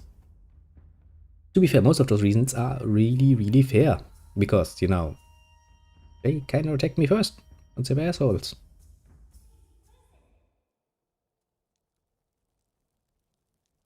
Enough! I've had my fill of... What's this? This is I. What? Of course. Those cowards could never have taken the cannons on their own. No, that was me. You notice a grate at the commander's feet, set over what appears to be a pit. A smattering of anxious cries rises from the cell as the commander steps forward. Was this just a distraction? The commander glares down at the grate, face reddening. A diversion while the rest of them went crawling to you for assistance? Well, you must be the commander. Yes.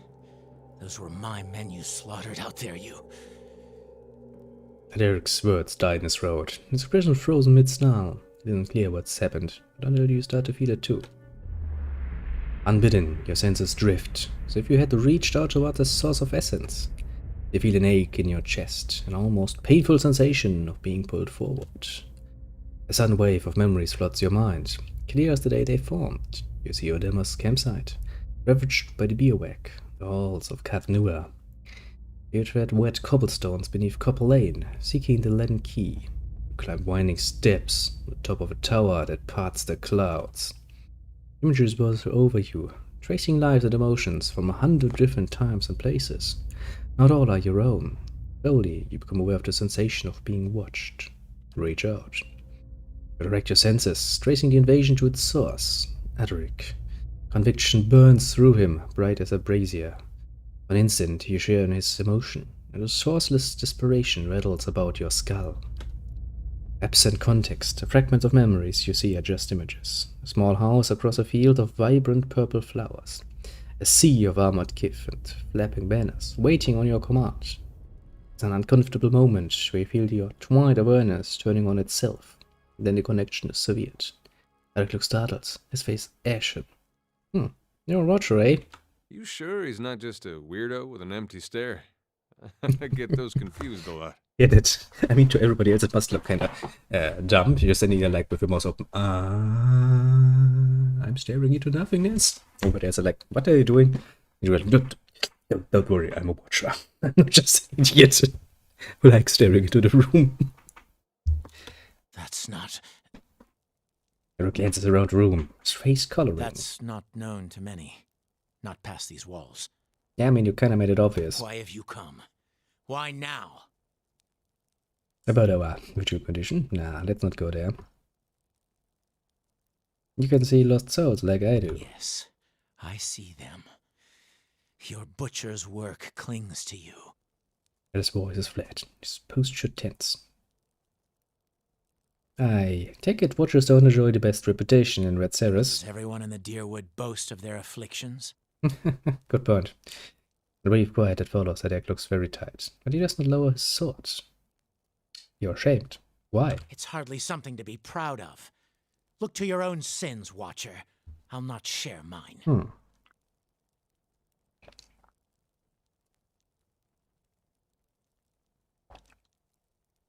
I can't often read living memories so clearly. It felt like a cipher reading. I wouldn't know. Perhaps we simply worsen each other's condition. Interesting. The project seems to trouble him. What is it? I thought all the other watchers were mad. It wouldn't bode well for you, would it? Alexon is irritable, as he watches you with very interest. I have a firm grip on my senses, whatever you believe. The Watcher's curse is many things, but if it promised madness, I would not have taken command of the Iron Flail. Interesting. The memories I saw, some of them couldn't have belonged to you. You're awakened, aren't you? Well, are you also awakened? No, of course not. Alex studies you with great fascination. Do you know for cure? Cedric stares at you, eventually gives a slight shake of the head. It seems a terrible thing to be awakened and a Watcher both. I'm sorry. Well, thanks. And it feels horrible to you now, but, well, alas, what can I do? Yes, we were in the middle of something, I believe. So, about a mutual condition. You've come all this way to indulge your curiosity? Why the fuck not? Oh, are you as tired listening to dead people as I am? You add to their number by the day. Does it not strike you as a fitting punishment? Yeah, but everybody else also murders people and they don't have to listen to them bitch and moan about your back. Enough about it. We were in the middle of something, I believe. So, about watchers, yes, we were in the middle of something, I believe. So, I came to find out what happened to the delegates. Delegates? You tore through my camp, killed my men for them? Technically speaking, no, I was actually about to talk to you, but then you people were assholes about it, and so,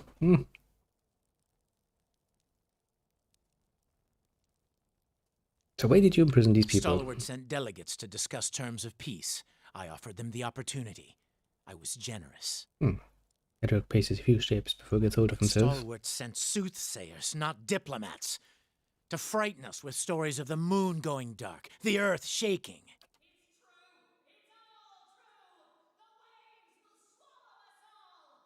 Well, a shrill voice suddenly rises up from the pit and looks from stone angrily on the bars, drowning her out. You don't think you overreacted maybe just a little? Don't play the fool with me. These omens are meant to frighten me, to make me doubt my purpose here. But there is more at stake here than a village in the mountains.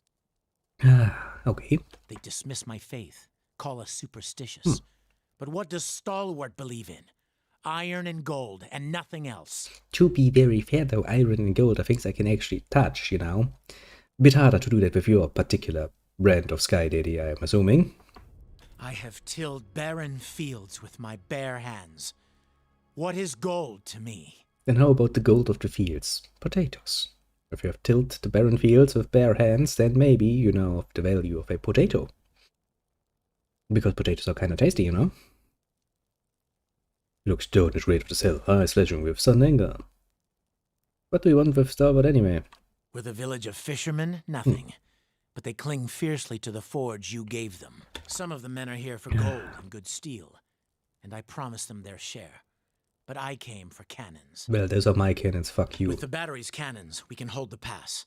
Rayed Saris has suffered enough. Its sons and daughters have nothing.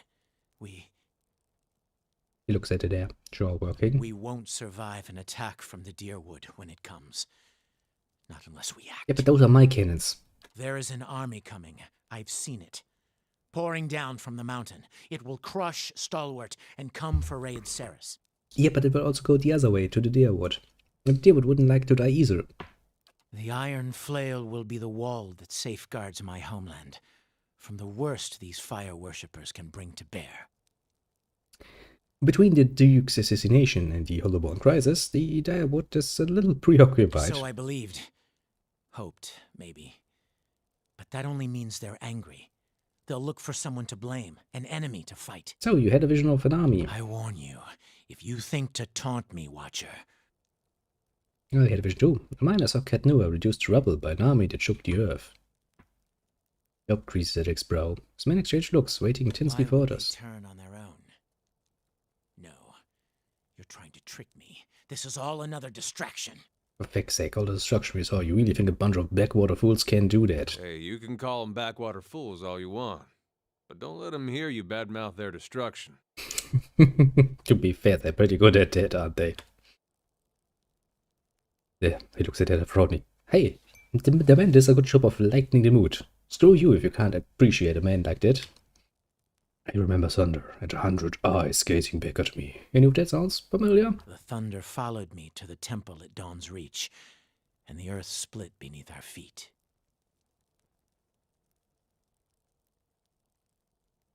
You read my soul. What did that tell you? You are a woman of your word. See? And that you have seen and done a great many things. See? Things I would not have otherwise believed. We both know there's something coming. Maybe two watchers can figure out how to stop it. Maybe we can, you know, as long as you don't touch my cannons, you bastard, I will murder you. Several moments. There's nothing but silence in the cabin. Then you hear the scrape of metal. The dog takes up his sword, only to lay it flat across his palms. I led my people here because I believed we were on the right path. I bound my soul to this blade as proof of my surety. There's a ripple of soul energy in the air. There and gone. And it looks pained. The sword's no good to me now. It's yours, for as long as you can wield it. I'll call in our forces from the mountains. Please, give me time to explain. You should speak with Stalwart's messengers. Perhaps you'll get some answers out of them. We'll try. We'll try our very bestest. Was granted severe the soul. That an ability. Yes. Sever the soul. Watcher targets the very essence of a creature with their next attack by passing the target's defenses and leaving them weakened. Nice. Okay, I kinda need to clean up my inventory.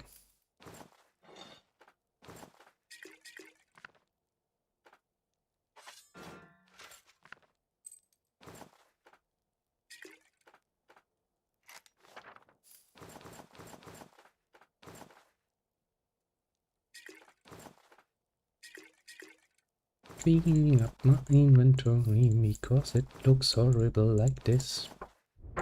It has this sort of thought about. These dead first. I want to look at it. Soulborn sword, one-handed. Spines with priest, paladin, ranger, druid, barbarian, rogue, monk, cipher, wizard, chanter, fighter. It's an exceptional sword with 8 accuracy, plus 30 damage, plus 5 will, plus 1 resolve. Binds item, a single edge black sword with a recurved guard and a wire-wrapped grip. Not especially fancy, the crafter skill is readily apparent to any who hold a weapon in their hands. Okay, what do I use as I use the Shame or Glory one. And this compare.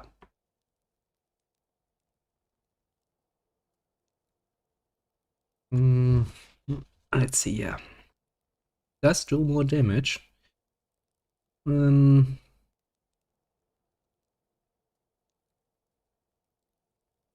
It's only fine. Kinda wanna use it. It seems kinda appropriate. How does it look? It looks better. Longer. Yes, I know, you know. Men and their need for long things, but come on. It looks nice. I'll take it. Okay, so since everybody else has apparently gone hiking, I shall take all of your stuff, however much is left, before talking to the people down there, and then see how these idiots managed to get themselves fucking... You are set as a delegate. Your first idea is to piss off your host with some nonsense chanting. Yeah, that's going to work well. Not at all deadly. Yes. Or bad, or, you know. Of course not. Of bloody course not.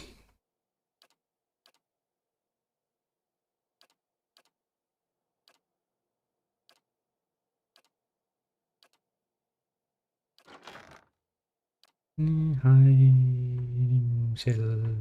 no, high to low, yes. Potions. And the other one, where is the other one? Where did I put you? Where did I put you? Not major recovery, is it? Oh, it's regeneration. Don't I have any big regeneration ones? That's kind of surprising, actually. All things considered.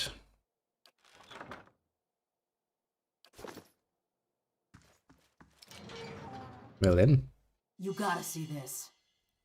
Oh, we found something. Nice. Oh, thank you. I thought we'd never get out of there. So what happened? Things started off well enough. The commander was even polite. One of the delegates pointed an accusing finger at another, a woman standing apart from the rest. Might have come to terms if she hadn't goaded him, shouting at him about omens and curses, demanding he leaves the marches. You know how superstitious the Red Serents are? The commander went white as a sheet. She sabotaged the meeting. The person was dressed in an unassuming robe.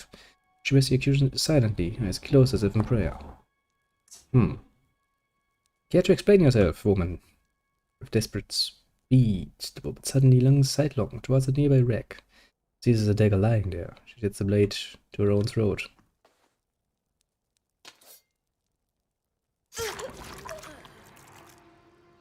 That's not going to work. I'm a fucking watcher. Unseen to all but yourself, the dying woman's soul ascends, coils and in a wisp about her body. It only grows brighter as the corpse stills. The remaining delegates stare in horror as her pooling blood. Manaya kneels by the dying woman and inspects her robes. She examines a crescent medallion hanging around the woman's neck. What just happened? I have not the single most obvious clue about it, but I will get one. Damn it, I will never get an answer out of her. Well, we will. I shall read your soul now. You reach out and brace against the sudden flare of pain and fear, digging after less recent events. There is a copper taste in your mouth, and the pain like fire in your throat.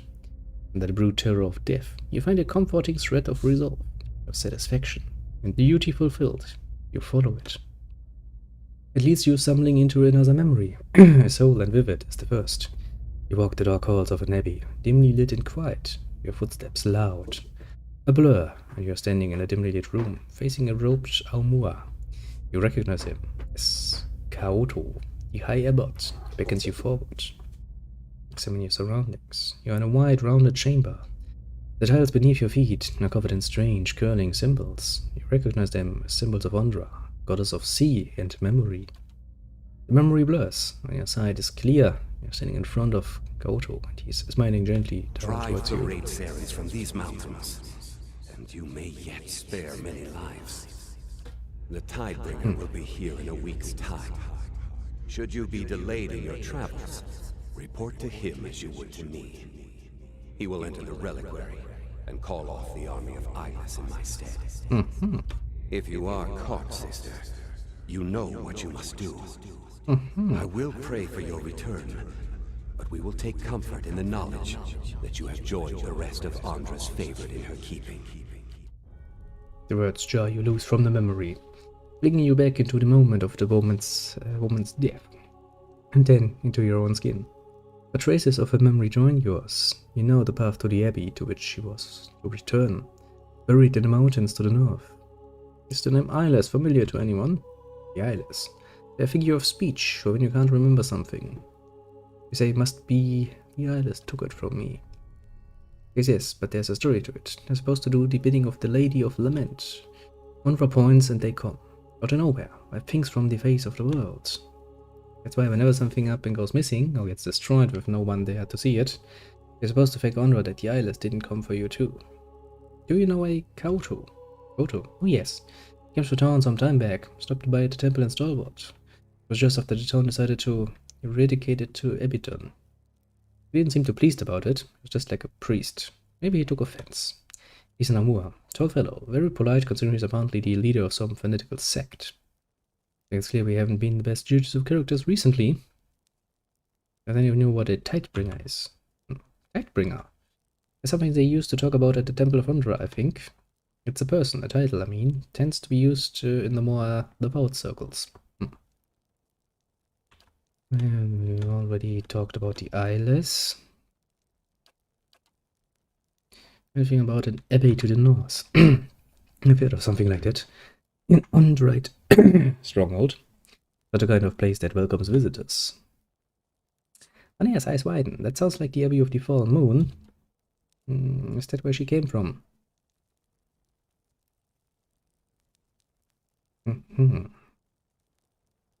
Apparently these Ondrites have an army too. Wait, another one? God, it feels like everyone on Aurora is after the battery now. Why would these Ondrites want the Red Sirens out? Opted for Starboard's benefit. Competition, maybe. Well, I'll better go ask him then. If you do mean to go to this abbey, be careful. There have been stories about traders wandering north and getting scared off or even killed by strange guards. This place alright. A secretive bunch. I suppose you could always try to sneak in. I doubt you'll be welcome otherwise. Like this Tidebringer would be. Welcome, I mean.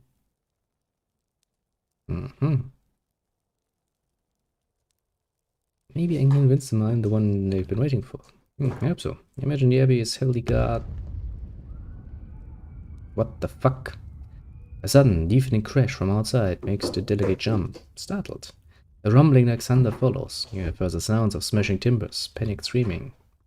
What's happening? I thought you took care of the soldiers.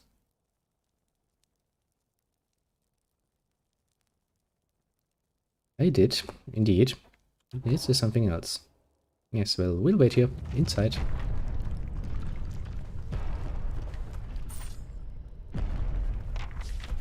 What the fuck is going on? Who has set my cannons to fire? I would very much like to know that, because those are my cannons and without my direct order I don't want anyone firing my cannons.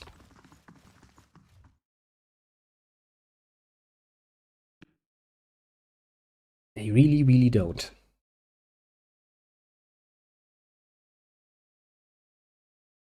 Come on. Show me what has happened.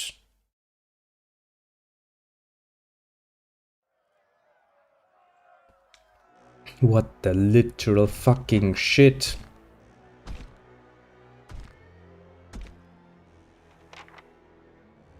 Well, that doesn't look pleasing. Like at all.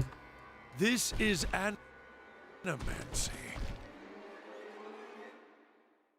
Or something far fouler.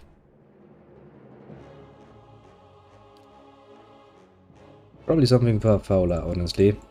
if not.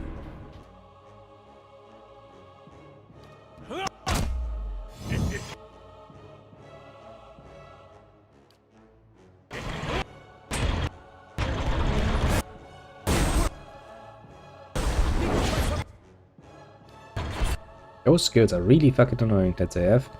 I don't give them that much. Doesn't really make me feel all pleased and warm inside.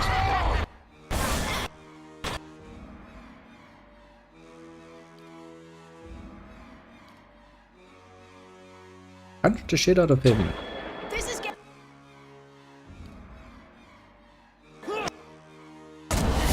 I had forgotten just how bloody fucking horrible those things look up close.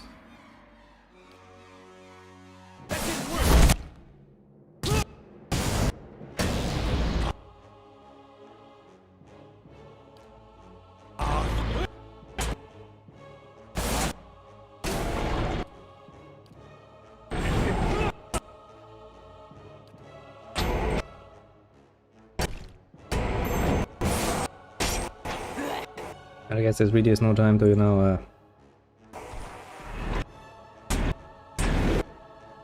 keep things down below. Instead, it is time to go all out. The big spells.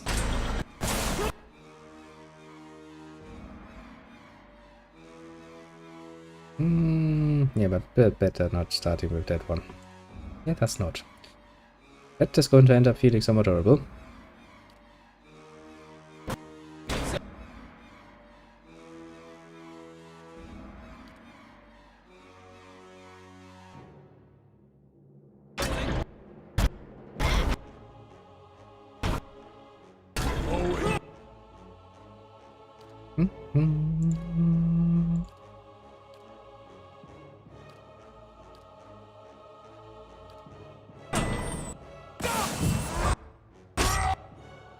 Badly injured.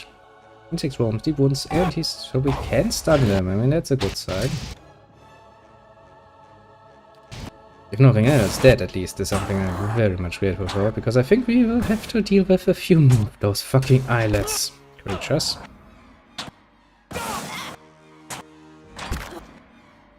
And let me be very honest with you, this doesn't sound like a fucking bad time to you.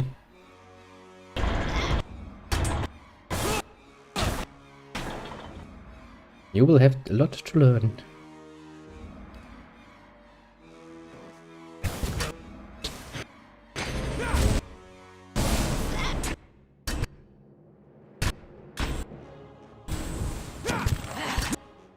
Come on.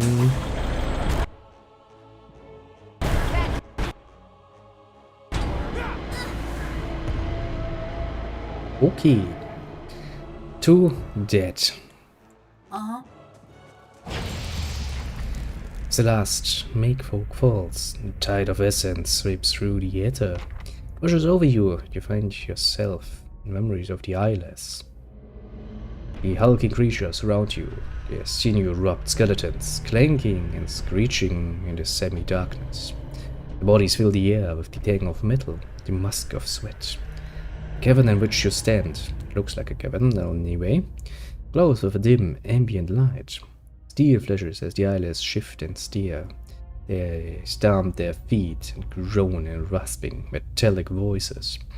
Their restless energy prickles at the back of your neck. In the echoing rumble, you hear something familiar. It's the pounding noise from your dream, the harbinger of a terrible army. You begin to wonder how many eyeless are crowded around you. You suspect there must be a score of them. Maybe more. It's difficult to tell how far back this chamber goes, or where it is. Ahead you see a glint of light. It might be an exit. Already, however, the vision is starting to fade. Explore further into the chamber. Push past the lumbering eyeless and cling to the wilting shreds of the vision. The cavern boarded before you, as well with echoes, until you hear the growling, grinding sounds of the eyeless all around. Pull yourself onto a glowing crystalline outcropping, the wide expanse, blunt heads, and piston arms. There aren't scores of them. There are hundreds. Vision ends, turning you to the frozen and blood-churned mud of the fort.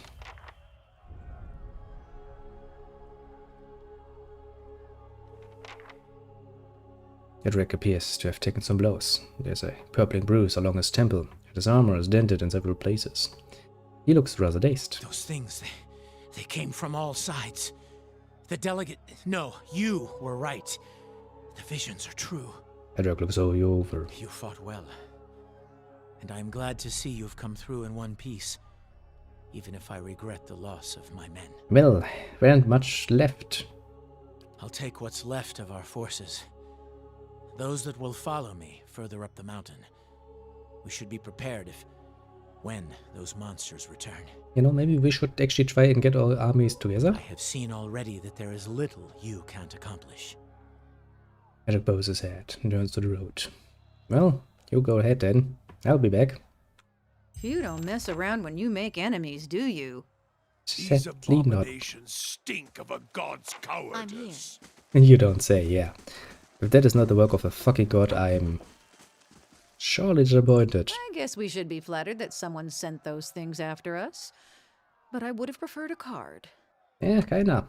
Perhaps a slick of gore from the neck, sniffs at the blood-streaked hand, and shrugs. I'd heard rumors of the eyeless, but I always thought that name was a metaphor. Well, apparently not. They're big, they're steely, and they hurt. Though I would have called them Mace Hands of Doom, if anyone had asked me. Not non-committal. So this is the mysterious army you've been dreaming about, huh? It's a wonder you're getting any sleep. Yeah, I kinda get used to the nonsense. That's why we're going to the Abbey. Just stop there. I'm regretting all of my decision-making up to this point. Still, I guess a suicidal plan is better than none. Good point. Better rather have a plan than none at all. So, something on your mind? Well, knowing that I'm finally close to getting rid of this memory, it feels like it's crowding my head that much more. It's been with me for decades. Driven me halfway across the known world. And? It's time I told you what I did. Very well. It was a war. Centuries ago, before Adiran unification. I was a soldier then. Led a campaign across the northern forests to subdue some of the outlying Kalklan villages. Brutal work. I would imagine that would be rather brutal work, but yeah, go on. Lost a third of my forces to the forest, and another third to the elven scouts hiding in it. By the time we reached the first village, we'd crushed their defenses, and they'd bled us. Kinda seems like a draw. Wasn't much more than children and the elderly left, but they spit on us when we marched into town. That was probably not the wisest choice. The village elders surrendered and offered us lodging in the old meeting hall. And when the sun set, they tried to burn it down around us. That's really not a nice thing. They barely got a flame going, but that wasn't the point. Well, they kind of betrayed you after surrendering. Seems rather serious to me. And would that I'd had your principles. In their defiance, I saw months more of pointless, bloody battle as we fought for the rest of the region. I had to break them. And I had to send a message to the rest of the villages. I mean, yes, if that is the sort of people you're dealing with, and your job is to secure the region, you kind of don't have a choice here. It's quite literally either send a message that what awaits them if they stay defiant is so much bloody worse than anything you can imagine, or continue your bloody struggle. So I nailed every last one of them to the trees around the town and left them there to die. What happened then? I never remembered more. Eventually, Adir and Kalklan united. The gentlefolk forgave each other for what they'd done to each other's people. So you killed those witches that went more fighting? That's what I kept telling the troops. But if I'm honest, I was angry. I wanted to see pain. And I wanted to be the one holding a blade. You've been a mercenary and a pirate in this life. Really so different. I've done my share of fighting these 40-odd years. See? But I've never drawn my blade just to watch someone bleed. And I've never drawn it on someone who didn't have his own in hand. Sounds like you're a very principled pirate, because piracy usually involves drawing your blade precisely when, you know, the merchants can't fight back. It's easy money. Well, that wasn't you, you know. So I've tried to tell myself. I mean... Anyway, we should get going. What's that? Something I've been saving for better days. So some alcohol, I'm assuming. Well then, well then, well then, well then, well then, well then indeed. Can now access the Abbey of the Fallen Moon, which is the end goal of her little quest. Which means after that we have... Do we even have? Let me actually check this out.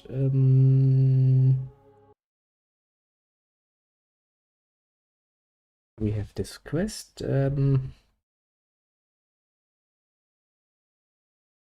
There's nothing here.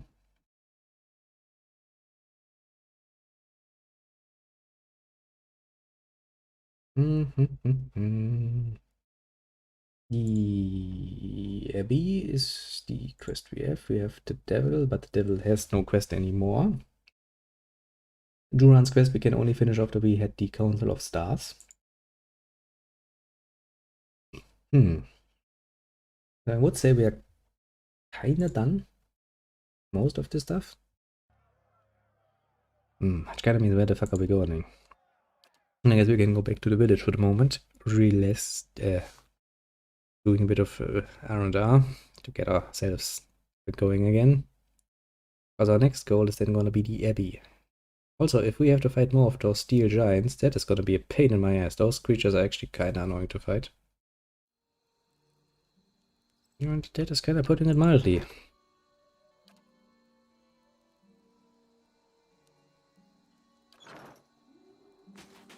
Now then, let us look around in good old-fashioned stalwart. Hey there. Let me know. Take care. Once more.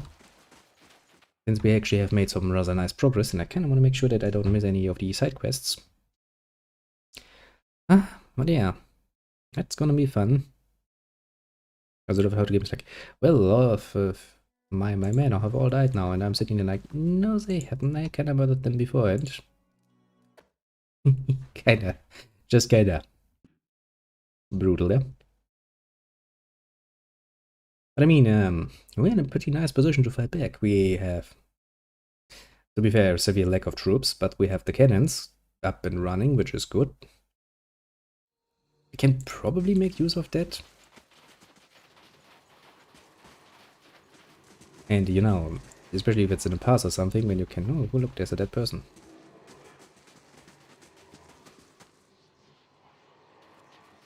What is going on here? A few town guards and around a sprawled corpse. One of the hands as you approach, giving you a nod. Got an uncanny sense of timing. This one here has been after you all day. Amateur. Ah, that's me. Very popular with the dead. Right. I used to confused looked at trucks. Not sure how popular is the word. Seems like she had it out for you. She got nervous in a hurry when we happened by. Nearly took Royden's head off. Don't just go like, huh. Who said it this one? Well, let's suggest having a look at what she was carrying. If you recognize anything.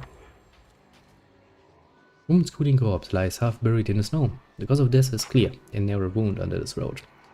The essence here is already faint and fading fast. Watch out.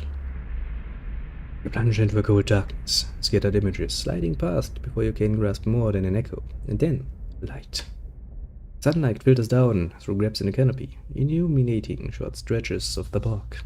Mud and knee-deep water foul each other. Your legs are already tired, and you're barely started.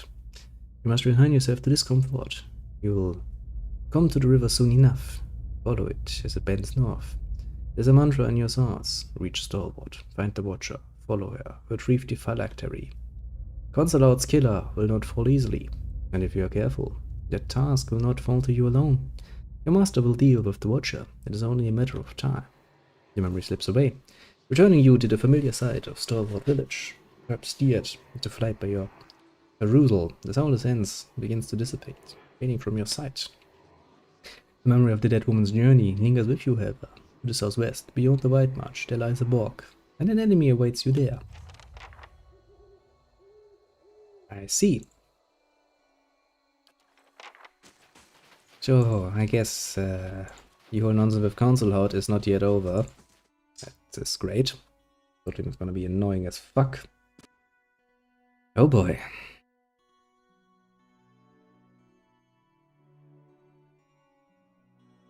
This is gonna be another painful one, isn't it? Can only assume.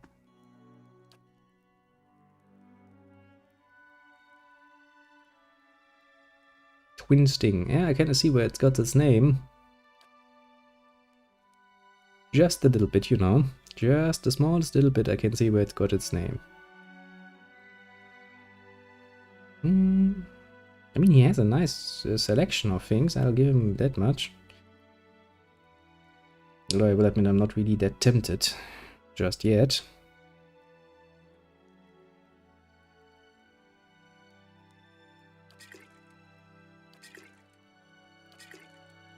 Not yet, at least.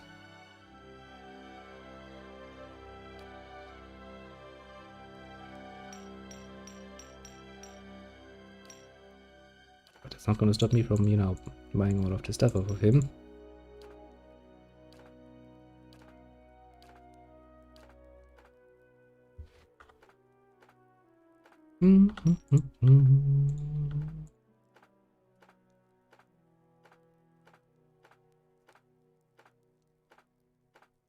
It's gonna be pricey, isn't it? Oh yeah, that's getting pricey fast. Really fast.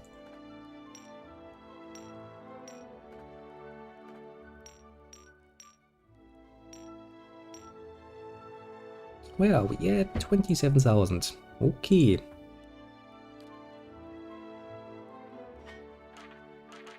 Now then, let me offer you a bit of my nonsense. Because I have more nonsense than I know what to do with.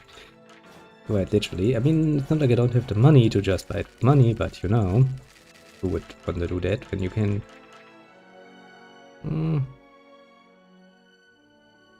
Yeah, party those are worth nothing. Those are at least worth 100.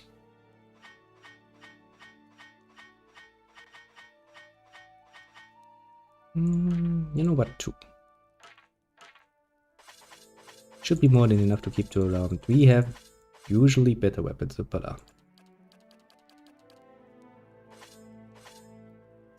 2 hour per use, so Jesus Christ.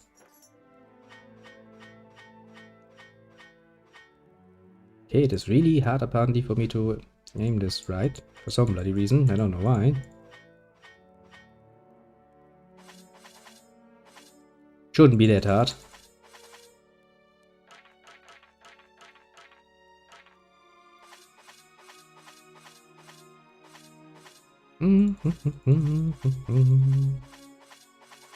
Finally cleaning up my inventory a little bit at least. Well,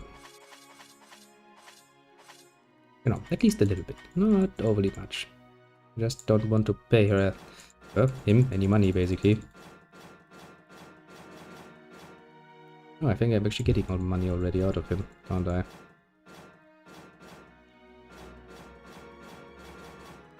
In fucking amazing amount of money, mind you.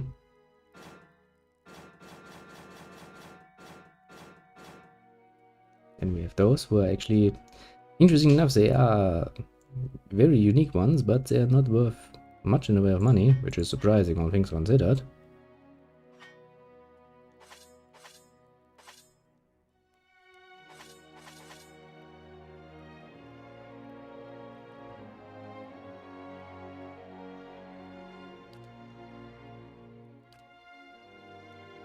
Those were the exceptional swords, right?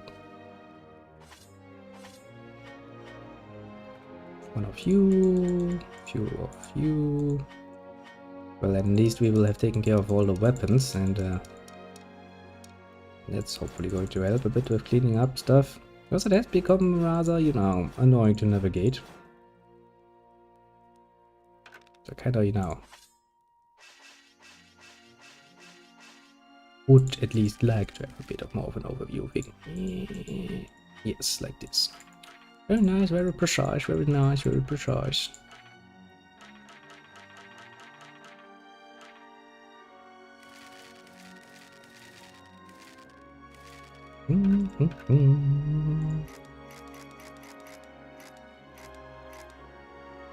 Fine blunderbuss.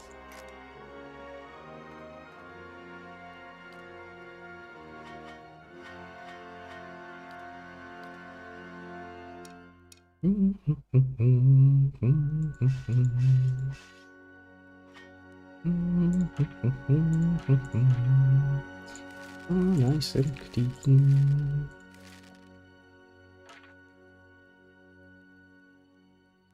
An exceptional attributes.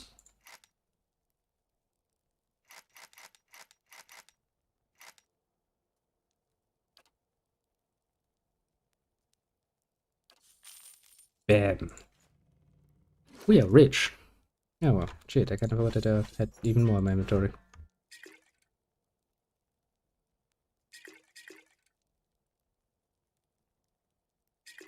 Now, let's sort things like they are supposed to be sorted.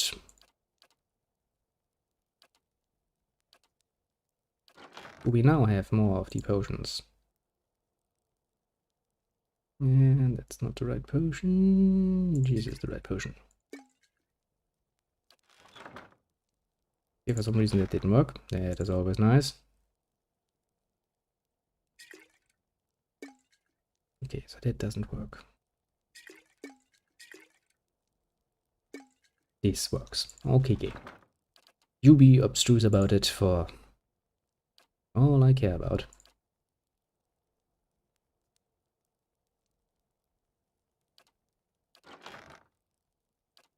Potion. Since you're part of my team, I'm kinda wanting to give you a few of those too. How are we usually setting this up?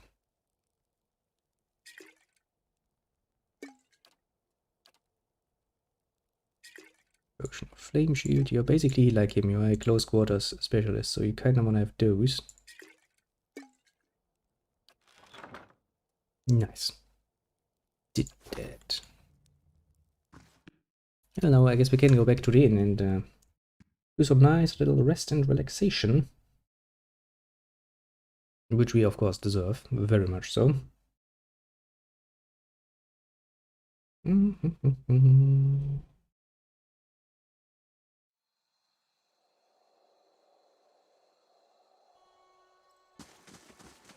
But for the moment, let us explore the rest of good old-fashioned Stalwart and see if anything else has happened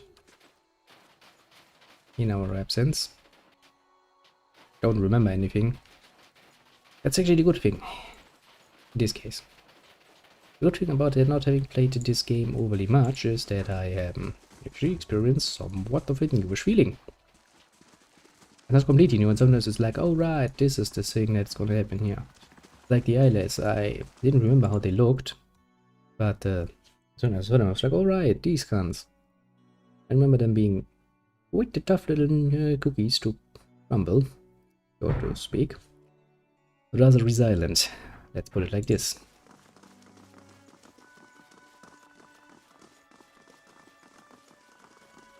But alas, what can you do? And I have to deal with that. Ah, the Abbey of the Fallen Moon.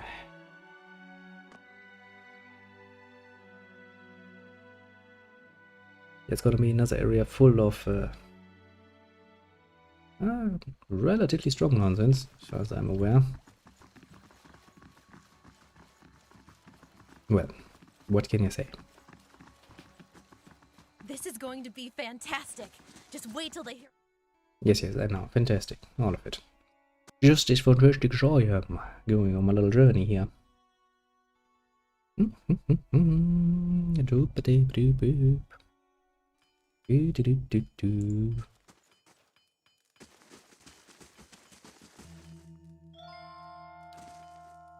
Even like this used to be Temple of Wanderer is probably not a nice way of dealing with him. Now that I think about it.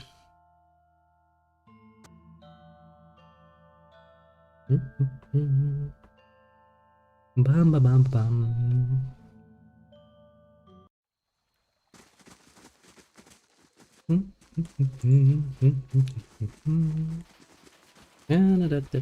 Finishing off the stuff. That duo of mother and daughter has apparently disappeared on me.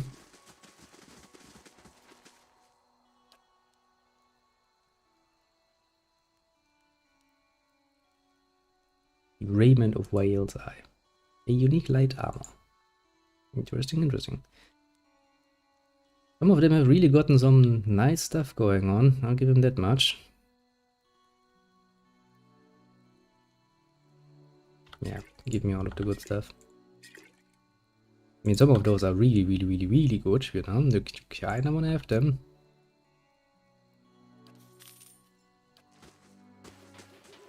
Just wanna point it out. I don't think there's anything up here that is new.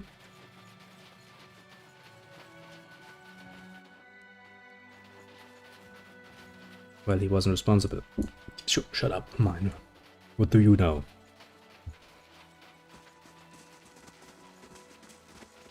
Hey, mister. You will probably have something to say about all of this nonsense happening. Then I notice you, and his eyes bulge in surprise. He looks from side to side and holds a finger to his The lips. others made it back from the fort thanks to you. All except for that fanatic. But you know all about her. You should choose your people more carefully. Don't I know it? But what I really want to know is about those creatures. The others saw him in the snow. Magfolk with arms like maces, they said. And dead by your hand. You mean the eyeless? Always thought those were hunters' tales. Apparently not. I can't tell the rest of Stalwart about them. Not until we know more. The superstitious ones will call it a bad omen. Another example of the ill us Outlanders have brought. Well, they won't will help when probably. folk here at Dark's still at large. He's retreating. That's what you That was wanted. before he took our people hostage. Look, I appreciate what you did. I just hope he doesn't come back with a bigger army. Well, if he does do, you can call me again and we can deal with him then. It's not like I'm going to, you know, be out of business soon. Just creating more work for the future. I am a visionary. Because, you know, there need always be adventure at work. It's not creating itself, you know. Somebody has to actually take it upon himself. To make sure. Because honestly, he's a watcher. There aren't that many watchers in the world, so, you know, we are kinda close, in a way. Wouldn't really feel satisfying to murder him for that. I'm just gonna say. Point out the obvious, basically. Now then, into the pop we go. Let's find out if something new has happened inside here. And, yeah, I think we're actually going to into take a break there. I've made some very nice progress so far. And we're going in rapid steps forward. Thanks again. I'll be gone just as soon as the weather clears. Towards the end of things, actually.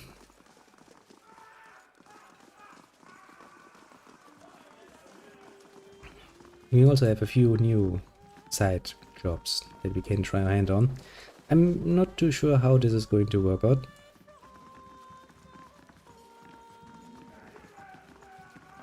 I mean, we found another part that apparently somebody very, very interested in the phylactery of a certain, you know, overly pompous mage. Which is, I'm going to assume, probably another mage, because, well, you know, mages tend to be like this. And fighting a whole another mage plus other people sounds like it could be quite a bit of a challenge, depending a bit on how things work out. So, you know, there's that. And I kind of would like to, you know, keep that for a later date, basically. Actually, have I? No, I have not yet soulbound this, did I? Find soul.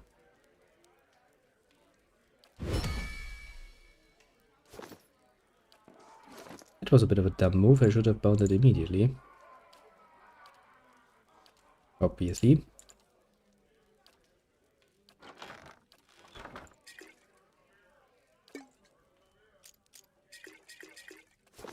I did not. That was my mistake. Back to warm your hands, eh? What can I do for you? Top quality bear. Okay, for some reason game is like, I will now put this in the most idiotic way imaginable. Doesn't matter what exactly. Or why exactly, but we'll just take it. Well, this was a little adventure. I'll give it that much. A bit of an uncommon time for me, and now I kinda need to get started on doing a few more things. I should let you know, things do not take overly long.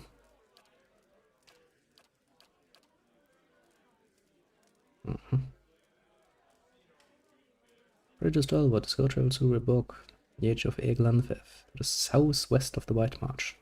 Expect to find the employer thereabouts. Rising tide. I know how to call off the army. Well, I hope I will find out how to do that, because otherwise we are screwed. But yes, with this, I think, rather successful episode, we shall end it here. Shall bid you adieu for the moment. Have a good one and all of that, and thanks for dropping by. As usual, that is appreciated. Who do we have? The Red X0 is something I can name. Thanks once again for dropping by, of course. All of the unnameable ones. And do feel appreciated. Pat yourself on the back. And you deserve it. And, well, is there anything else? Well, yes, since we finished Breath of Fire, the first one yesterday, now, it's a bit of a special case. The first one is a bit even more special. The second one gets actually a bit better, although it still suffers from a very weak translation effort.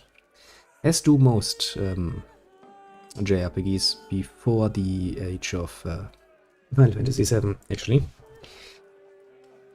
Because as soon as that came around, people realized that, wow, investing money into my games is probably going to make them a lot more popular, even in the West, and there's a market there. And as soon as there's a market, people suddenly started going for quality. Which means it's still going to be special, but it's going to be special in a bit of a different way than the first one. Feels a lot more comfortable playing wise, if memory serves. But another project for the future. Next on the line of Golden but Golden comes Golden Sun. Its second iteration, that is. Well, as for this, continuation will be hopefully at the more usual time next Friday. You know, as in how it's supposed to be. And yeah, today is going to be also the most promised spooky streamy. When will that be? You might wonder. It will be this evening. Basically one of the exceptions, because technically speaking today is supposed to be Saturday, which means a near respectively now a Drakengard day, but since we have actually time with aside that this is a special date, we shall go for the spookies. I kinda wanna start a bit later, honestly. Mostly for the reason of I want it to be dark outside, so I can really get into the mood. And then we're going to play some, well, some Resident Evil. I have still not decided which one. I've installed both one, tried both one, and now we have options. We shall see. It's gonna be fun, one way or another. But yeah, this I think will have to excuse me. I will have to get myself something to eat breakfast-wise, and then I will have to get going. See you all later. Bye bye.